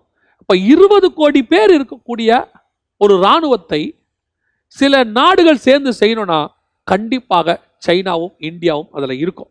ஏன்னா இந்த அளவுக்கு மக்கள் தொகையும் இந்த அளவுக்கு வாலிபர்களையும் கொண்ட தேசங்கள் உலகத்தில் கிடையாது. அப்போ 20 கோடி பேர் உள்ள இராணுவம் ஒன்று உருவாகணும்னா சைனாவும் இந்தியாவும் சேர்ந்து தான் போகணும். அதைத்தான் நான் ஆரம்பத்தில் சொன்னேன், சைனாவும் இந்தியாவும் ஒரு காலத்தில் சேர்ந்து போகும். சேர்ந்து இந்த யுத்தத்துக்கு போகும். அந்தி கிறிஸ்துவுக்கு ஆதரவாக போகும், இயேசு கிறிஸ்துவுக்கு எதிராக போகும். இந்த யுத்தம் கடைசி, நான் சொல்றது வருகைக்கு பிறகு 7 வருஷத்துக்கு பிறகு நடக்கிற ஒரு யுத்தம். இப்போ சைனாவை அடிப்படையாக கொண்ட கொரியாவிலிருந்து நடத்தப்படுகிற ஃபாலுங் கோங் அப்படின்னு சொல்லக்கூடியதான ஒரு மதம், அதை சார்ந்தவர் தான் வந்து லிங் ஹாங்ஸி அப்படிங்கிறவர். இந்த லிங் ஹாங்ஸி அப்படிங்கிறவர் வந்து ஃபாலுங் கோங்கிற ஒரு மதத்தை உருவாக்கி ஏறக்குறைய 10 கோடி பேர் இதில் மெம்பராக இருக்கிறாங்க. இந்த மதத்தினுடைய அடிப்படை கொள்கை என்னன்னு கேட்டீங்கன்னா, அவர் சொல்லக்கூடியது ஒன்னே ஒண்ணுதான். உலகத்தை பிடிக்க ஒரு நாள் இல்லை ஒரு நாள் சிலர் வருவார்கள். அன்னைக்கு இந்த உலகத்தை காப்பாற்ற நான் வருவேன். அன்னைக்கு ஏன் கூட நீங்க இருக்கிறதுக்கு இன்னைக்கு சேருங்கன்னு சொல்லி இதுல 60 வயசுல இருந்து ஆரம்பிச்சு 6 வயசு பசங்க வரைக்கும் இதுல இருக்கிறாங்க. இது ஒரு மிகப்பெரியதான ஒரு மதம். இன்னும் சொல்ல போனா சைனால மிகப்பெரியதான ஒரு வரவேற்பை பெற்ற மதம். ஆனா கடைசியில கம்யூனிஸ்ட் அரசாங்கம் இவங்களை பார்த்து பயந்துருச்சு. ஏன்னா சைனாவில் மத ரீதியான காரியங்களுக்கு தடை இருக்குது. சரி, சைனாவிலே உருவானது தானே அப்படின்னு சொல்லி போக போக போக கடைசியில கம்யூனிஸ்ட் அரசாங்கத்துக்கு எதிரான கொள்கைகளுக்கு இவங்க போகும்போது வேற வழி இல்லாமல் இவங்களை தடை செய்ய இவங்க இப்போ கொரியா, இந்தியாவில் கூட ஒரு பகுதியில் இருக்கிறாங்கன்னு விக்கிபீடியா சொல்லுது. இவங்க கொரியா பகுதியில் தான் தலைமைப்பிடமாக இப்போ வச்சு செயல்படுறாங்க. ஏறக்குறைய 20 கோடி பேர். இவங்களுடைய வேலையை டெய்லி எக்ஸசைஸ் பண்ணுவாங்க, இவங்களுடைய போதனைகளை கேட்பாங்க. இதான் இவங்களுக்கு கொடுக்கப்படுகிறதான டாஸ்க். அப்படிதான் இவங்க பண்ணிட்டு இருக்கிறாங்க. 20 கோடி பேர் சேர போறாங்க அப்படின்னு சொல்லப்பட்ட தீர்க்க தரிசனத்துக்கான ஆயத்தம் இப்பவே ரெடியா இருக்குது. இந்தியாவுடைய இராணுவமோ சீன இராணுவமோ இப்படிப்பட்ட ஆட்கள் பூமியில் இருக்கிற எல்லாரும் ஒன்றா சேருவாங்க. ஏன்னு சொன்னா அது ஒரு உலகத்தையே பாதிக்கிற யுத்தம். அதாவது முழு உலகத்தையும் பிடிக்க போற ஒரு வேற்று கிரகவாசி வரும்போது அவங்களுக்கு அகைன்ஸ்டா இவங்க சண்டை போட போறாங்க. அப்படி சண்டை போட போறதுக்கான 20 கோடி பேர் இப்பவே தயாராக இருக்கிறார்கள். வேதம் சொன்னபடி அர்மேகதான் யுத்தத்திற்கு எல்லாம் தயாராக இருக்கிறது. இந்த அர்மேகதான் யுத்தத்தில் வரும்போது அதில் பாதிக்கப்படுறவங்க எப்படி இருப்பாங்கன்னு சொல்லி 14ஆம் அதிகாரம் சகரியாவின் புஸ்தகம் 12வது வசனத்தில் ஆண்டவர் சொல்லியிருக்கிறார். அது கொஞ்சம் ஆச்சரியமா இருக்குது. அதை நீங்கள் பார்த்தீங்கன்னு சொன்னால் இதெல்லாம் 2000 வருஷத்துக்கு முன்னாடி பைபிளில் இப்படி இல்லாமல் சொல்லியிருக்குது அப்படின்னு சொல்லி நீங்கள் ஆச்சரியப்படுவீங்க. சகரியாவின் புஸ்தகம் 14:12 சொல்லுது, எருசலேமுக்கு விரோதமாக யுத்தம் பண்ணின எல்லா ஜனங்களையும் கர்த்தர் வாதிக்கும் வாதையாவது, அவர்கள் காலூன்றி நிற்கையிலும் அவருடைய சதை அழிந்து போகும், அவர்கள் கண்கள் தங்கள் குழிகளிலேயே கெட்டு போகும், அவர்கள் நாவு அவர்கள் வாயிலேயே அழுகி போகும். இதை இந்த வசனத்தை எடுத்து ஒரு நாள் பேசிக்கிட்டு இருக்கும்போது ஒரு ரேடியேஷன் டிபார்ட்மெண்ட்டில் வேலை செய்யக்கூடியதான ஒரு நண்பர் ஒருவர் அவருடைய வீட்டில் அழைத்து, இந்த காரியத்தை பற்றி நீங்கள் பேசுனீங்களே, இது எதை பற்றினது தெரியுமா அப்படின்னு சொல்லி என்னோட எக்ஸ்பிளேஷன் சொல்லும் போது, இந்த நியூக்ளியர் ரேடியேஷனில் பாதிக்கப்படுகிறவங்களுடைய எஃபெக்ட் இப்படி தான் இருக்கும், இப்படி தான் ஆகும், ஸ்பாட்லேயே சதை அழுகி போகும், கண் குழியிலேயே கெட்டு போகும். இது எல்லாமே ஒரு நியூக்ளியர் எஃபெக்ட் உள்ளதான காரியங்கள் தான். இது பைபிளில் இருக்குது, இந்த வசனத்தை இத்தனை நாள் படிச்சிருக்கிற, ஆனால் இதுக்கு பின்னாடி இப்படி தான் இருக்குதுங்கிறத எனக்கு தெரியாமல் போச்சுன்னு சொல்லி அவர் ரொம்ப ஆச்சரியமாக சொன்னார். கவனிச்சுக்கொள்ளுங்க, இப்போ நாம் நியூக்ளியர்னு சொல்லிக்கிட்டு இருக்கிறோம். ஆனால் நியூக்ளியரோட எஃபெக்டை பற்றி 2600 வருஷத்துக்கு முன்னாடி பைபிளில் இருக்குது. இப்போ லெபனானில் வெடித்த அமோனியம் நைட்ரேட் அது நியூக்ளியரில் ஏதோ ஓரளவுக்கு அப்படி தான் இருக்குமா, அதை விட அதிகமாக அமோனியம் நைட்ரேட் வெடிக்கும் போது நியூக்ளியர் வெடிச்ச மாதிரி இருக்கும்னு சொல்கிறாங்க. இப்போ அதெல்லாம் இப்போ சொல்லுது, ஆனால் 2600 வருஷத்துக்கு முன்னாடி பைபிள் இருக்குது. அதான் நான் எப்பவும் சொல்லுவேன், நம்முடைய வேதத்தில் சொல்லப்பட்டிருக்கிற காரியங்கள், கர்த்தர் சொன்ன இந்த காரியங்கள் எல்லாமே சாதாரணமானவைகள் அல்ல. இனி நடக்க போற 1000 வருஷத்துக்கு அர்மேகதான் யுத்தத்துக்கு பிறகு அந்த அர்மேகதான் யுத்தத்தில் நடக்கக்கூடியதான அழிவை சான்றோர் சொல்லியிருக்கிறார். சமீபத்தில் இந்த ரேடியேஷன் பாதிக்கப்பட்ட அல்லது இதில் பாதிக்கப்பட்ட ஒரு சில ஆட்களுடைய வீடியோஸை அல்லது போட்டோஸை பார்க்கும்போது இப்படி தான் இருந்துச்சு. இதை பார்த்தபோது ரொம்ப ஆச்சரியமா இருந்துச்சு. அவர்கள் சதை அழுகி போகும். இதெல்லாம் இப்போ நடக்குது. இது எங்க? நியூக்ளியரில் பாதிக்கப்படும் போது, அட்டாமிக்கில் பாதிக்கப்படும் போது, மின்னணுக்கள் இந்த மாதிரி காரியங்கள்லாம் நடக்கும்போது நடக்குது. நான் சொல்றது உங்களுக்கு புரியும் நினைக்கிறேன். அர்மேகதான் யுத்தத்திற்கு இந்த முழு உலகம் ஆயத்தமாக இருக்கிறது. ஒரு பக்கம் ஒளிவமலை ஆயத்தமா இருக்கு, ஒரு பக்கம் ஐப்ராத் நதி ஆயத்தமா இருக்குது, ஒரு பக்கம் கிழக்கத்திய ராஜாக்கள் ஆயத்தமா இருக்கிறாங்க, ஒரு பக்கம் கடைசி காலத்துக்கான எல்லா மக்களும் ஆயத்தப்பட ஆரம்பிச்சிட்டாங்க. வேதம் சொன்ன எல்லா தீர்க்க தரிசனங்களும் துல்லியமாய் நம்முடைய காலத்தில் நம் கண்களுக்கு முன்பாக ஆயத்தமாயிருக்கு. அப்போ இதெல்லாம் 7 வருஷம் கழிச்சு நடக்க போகுது. அந்த 7 வருஷத்துக்கு முன்னாடி தான் நாம வருகை எதிர்பார்க்கிறோம். சபை எடுத்துக்கொள்ளப்படும், ஒரு குறிப்பிட்ட பரிசுத்தவான்கள் எடுத்துக்கொள்ளப்படுவார்கள் என்று நாம் எதிர்பார்க்கிறோம். அப்போ இந்த 7 வருஷம் கழிச்சு நடக்க போற ஒரு சம்பவத்துக்கே உலகம் இவ்வளவு ஆயத்தமா இருக்குதுன்னா, இதுல 2 காரியத்தை நம்ம செய்யணும். ஒன்று, அந்த 7 வருஷம் ரொம்ப சீக்கிரம் சமீபம்ன்றது நமக்கு தெளிவா தெரியுது. ஏன்னா இத்தனை வருஷத்துல நடக்காதது இப்ப நடக்குது. இப்ப வேக வேகமாக ஏலியன் கதைகள் சொல்லப்படுது, எல்லா இடமும் ஏலியன் படங்கள் எடுக்கப்படுது, விஞ்ஞானிகள் ஏலியன்ஸ் பத்தி பேசுறாங்க. அப்படின்னா என்ன அர்த்தம்? அவங்க வர்ற காலம் நெருங்கிருச்சுன்னு அர்த்தம். அவங்க எக்ஸ்பெக்ட் பண்றாங்க. பிசாசு தனக்கு கொஞ்ச காலமே உண்டு என்று பிசாசுக்கு தெரியுது கொஞ்ச காலம்னு, நமக்கு தெரியும் இன்னும் கொஞ்ச காலம் தான் இருக்குன்னு. நாம சொல்றோம் இன்னும் காலம் செல்லும், அதெல்லாம் முடிவு இப்போ வராது, அது இன்னும் கொஞ்சம் லேட் ஆகும், பயப்படாதீங்க, நடக்காது, அப்போ வராது, இப்போ வராது. வசனம் சொல்லுது பிசாசுக்கு இன்னும் கொஞ்ச காலம் இருக்குன்னு நினைக்கிறான். நாம அவனுக்கே கொஞ்ச காலம் இருக்குன்னு தெரியும் போது அவனை விட நமக்கு டைம் கம்மி. அப்ப நம்ம இன்னும் எவ்வளவு ஆயத்தப்படணும், நம்ம இன்னும் தேவனை சந்திக்க எவ்வளவு ரெடி ஆகணும், அதுதான் நாங்க சொல்லிட்டு இருக்கிறோம். இதெல்லாம் நமக்கு எதை காட்டுது? ஆண்டவர் இன்னும் சீக்கிரம் அவர் வருவதற்கான காலம் நெருங்கிடுச்சுன்னு. ரெண்டாவது, முதல்ல நாம் ஆயத்தமாகணும், அதான் முக்கியம். ஆயத்தம்னா என்ன? 7 காரியங்கள் செய்யணும். எப்போ நான் அதை சொல்லுவேன், அந்த 7 காரியங்களை சொல்லிட்டு நான் ஜெபம் பண்ணி முடிக்க விரும்புகிறேன். முதலாவதாக, ஆண்டவராக இயேசு கிறிஸ்துவை நீங்கள் சொந்த இரட்சகராக ஏற்றுக்கொள்ள வேண்டும். அவருடைய ரத்தத்தினால பாவ மன்னிப்பின் நிச்சயத்தை நீங்கள் பெற்றிருக்க வேண்டும். நிறைய பேர் கிறிஸ்தவங்களா இருக்கிறாங்க, ஆனால் ரட்சிப்பின் அனுபவம் இருக்கா, மனம் திரும்புதல் அனுபவம் இருக்குதா, பாவம் மன்னிக்கப்பட்ட ரட்சிப்பின் சந்தோஷம் இருக்குதா அப்படின்னு கேட்டா, நாங்களாம் பிறந்ததுலேருந்தே கிறிஸ்டின் தானே, நாங்கள் என்ன ரட்சிக்க பண்ணுமா அப்படின்னு கேட்குறாங்க. பிறக்கும் போதே கிறிஸ்டினா பிறக்கல, நம்ம பிறக்கும் போதே பாவியா தான் பிறந்தோம். பிறக்கும் போது குழந்தை இந்த மதம் அந்த மதங்கிறதுல அதுக்கப்புறம் நம்ம சூட்டுறது. ஆனால் பிறக்கும் போதே அத்தனை பேரும் பாவியா தான் பிறந்தோன்னு பைபிள் சொல்லுது. பாவியா பிறந்த நம்மளை வருகையில் போகணும், பரலோகத்துக்கு போகணும்னா இயேசுவின் ரத்தத்தால் கழுவப்பட்டே ஆகணும். நீங்கள் எந்த மதத்தில் பிறந்தவராக இருந்தாலும் இயேசுவின் ரத்தத்தால் கழுவப்படுறது அவசியம். ரெண்டாவது, பிதா குமாரன் பரிசுத்தாவின் நாமத்தினாலே தண்ணீரில் மூழ்கி ஞானசானம் எடுக்கணும். ஒருவேளை நீங்கள் ஞானசானம் எடுக்க ஆயத்தப்பட்டு இந்த லாக்டவுன் பீரியடில் எடுக்க முடியாமல் இருந்தீங்கன்னா உங்கள் போதகரை காண்டாக்ட் பண்ணுங்கள். அதை எடுக்கிறதுக்கு சீக்கிரத்தில் அதற்கான ஆயத்தத்தை அவங்க செய்வாங்க. ஒருவேளை இது வரைக்கும் ஞானசானத்துக்கு ஒப்பு கொடுக்காதவங்க ஞானசானத்துக்கு ஒப்பு கொடுங்க. ஏன்னா ஒருவன் ஜலத்தினாலும் ஆவியினாலும் பிறவாவிடில் பரலோக ராஜ்யத்தில் பிரவேசிக்க முடியாது. தண்ணியில் மூழ்கி ஞானசானம் எடுக்கணும். மூன்றாவது, மீட்கப்படும் நாளுக்கென்று முத்திரையான பரிசுத்தாவின் அபிஷேகத்தை பெற்றிருக்கணும். எபேசியர் 4:30 சொல்லுது. பரிசுத்த ஆவியானவருடைய காலம் தான் இது. அவர் சபை நடத்துகிற காலம். சபைக்கு போதிக்கிறவர் பரிசுத்த ஆவியானவர். அவர்தான் மீட்கப்படும் நாளுக்கென்று முத்திரை, ஆவியும் மனவாட்டியும் வாய் என்பார்களாக. பரிசுத்தான அபிஷேகத்தை பெற்றுக்கொள்ளுங்கள். நாலாவது, வேறுபாடுள்ள வாழ்க்கை. மிக முக்கியமானது வேறுபாடுள்ள வாழ்க்கை. அதாவது உங்களுக்கும் உலகத்துக்கும் வித்தியாசம் இருக்கணும்.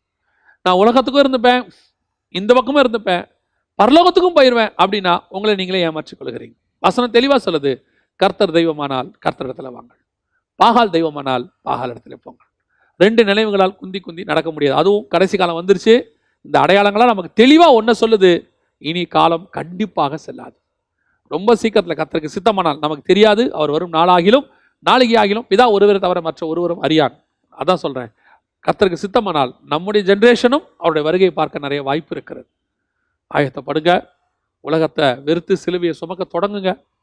எவ்வளவோ பணம் காசு வச்சுருந்தவங்களால இந்த லாக்டவுனில் என்ன ஆச்சுன்னு உங்களுக்கு தெரியும். எப்பேற்பட்ட கோடீஸ்வரங்க என்ன ஆனாங்கன்னு தெரியும். ஆனால் உங்களை என்னையும் கர்த்தர் கிருபையாக காப்பாற்றியிருக்கிறார். தயவுசெய்து ஆயத்தப்படுங்க. 5வது, சுவிசேஷம் ஒவ்வொரு நாளும் அறிவிக்கணும். ஒவ்வொரு நாளும் சொல்லணும். இயேசு வராருன்றதை சொல்லணும். இயேசு உனக்காக மரிச்சாருன்னு சொல்லணும். ஏன்? அது உங்கள் மேல் விழுந்த கடமை. யார் இப்போ ஆன்லைனில் தான் இருக்குது, உங்கள் நேராக போய் சொல்ல முடியாத சுச்சுவேஷன். இது ஒரு நல்ல வாய்ப்பு. டெய்லி சுவிசேஷம் சொல்லுங்கள். யாராவது ஒருத்தருக்கு அனுப்புங்க, ஆண்டவரை பற்றி சொல்லுங்கள். அதை ஏற்றுக்கொண்டால் கர்த்தர் உங்கள் கணக்கில் வைத்துக் கொள்வார். 6வது, இயேசு வருவார் என்பதை ஒவ்வொரு நாளும் விசுவாசிக்கணும். இப்போ ஒரு பயம் இருக்கு, லாக்டவுனில் எல்லாருக்கும் ஒரு பயம் இருக்கு. ஐயோ அப்படி நடக்குதே இப்படி நடக்குதே, இயேசு வரப்போறாராம. ஆமாம், எல்லாம் உண்மைதான். ஆனால் இந்த லாக்டவுன் கொஞ்சம் ஓப்பன் ஆன உடனே, இப்போவே சின்ன சின்ன சர்ச்சஸ்லாம் திறக்க சொல்லியிருக்கிறாங்க. இன்னும் கொஞ்சம் ஓப்பன் ஆன உடனே சுத்தமாக அந்த பயம் போயிடும். ஏன்னா அந்த 2012 அப்படி தான் இருந்துச்சு. உலகம் அழிய போதுன்னு சொல்லும் போது எல்லாருக்கும் ஒரு பயம் இருந்துச்சு. உடனே பைபிளில் இருக்குதாமே, அந்த 21ஆம் தேதி டிசம்பர் மாதம் வரைக்கும் அவங்கள பார்க்கணுமே, பயங்கரமான ஆயத்தம். ஆனால் அது முடிஞ்சிச்சு 22ஆம் தேதியில் நிர்விசானம்.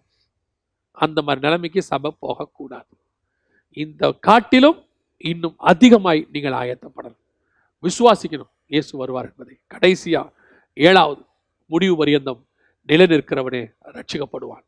கடைசி வரைக்கும், வருகை வரைக்கும் இந்த 6 காரியங்களை பத்திரமா பாதுகாத்துக் கொள்ளுங்க. கர்த்தருடைய வருகையில பிரவேசிப்பது எளிது. கர்த்தருக்கு சித்தமானால் நாளைய தினத்தில் நாம் தொடர்ச்சியாக இந்த செய்திகளை பார்க்க போகிறோம். நாம் யாவரும் கண்களை மூடி ஆண்டவரை நோக்கி பார்க்க போகிறோம். சர்வ வல்லமையுள்ள எங்கள் தகப்பனே, தருமையான நாட்களுக்காக உமக்கு ஸ்தோத்திரம். நீர் கொடுத்த விசேஷித்த தருணங்களுக்காக உமக்கு நன்றி. உடைய மகிமையுள்ள கரத்தில் எங்களை தாழ்த்துகிறோம். ஆண்டவரே, நீர் வரும்போது உமக்கு முன்பாக நிற்க பாத்திரவான்களாய் இருக்கும்படிக்கு ஒவ்வொரு நாளும் எங்கள் ஆவி ஆத்மா சரீரத்தை ஆண்டவரே உமக்கு முன்பாக குற்றமற்றதாய் இருக்க கர்த்தர் கிருபை பாராட்டுவீராக. ஆண்டவரே, நாங்கள் பலவீனர்கள். ஆண்டவரே, எங்களுடைய பலவீனத்தில் உங்களுடைய பலம் பூரணமாய் விளங்கும். ஆண்டவரே, நாங்கள் மண்ணு. ஆண்டவரே, நீர் ஆவியாய் இருக்கிறேன். இந்த மண்ணான மனுஷனை ஆவியாய் மாற்றிக்கொண்டிருக்கிற தயவுக்காய் ஸ்தோத்திரம். இந்த திருச்சபையை கர்த்தர் பொறுப்பெடுத்துக் கொள்ளுங்க. வருகையிலே முழுவதுமாய் பங்கடைய கிருபை பாராட்டும். ஆசீர்வதியும், வழி நடத்தும்.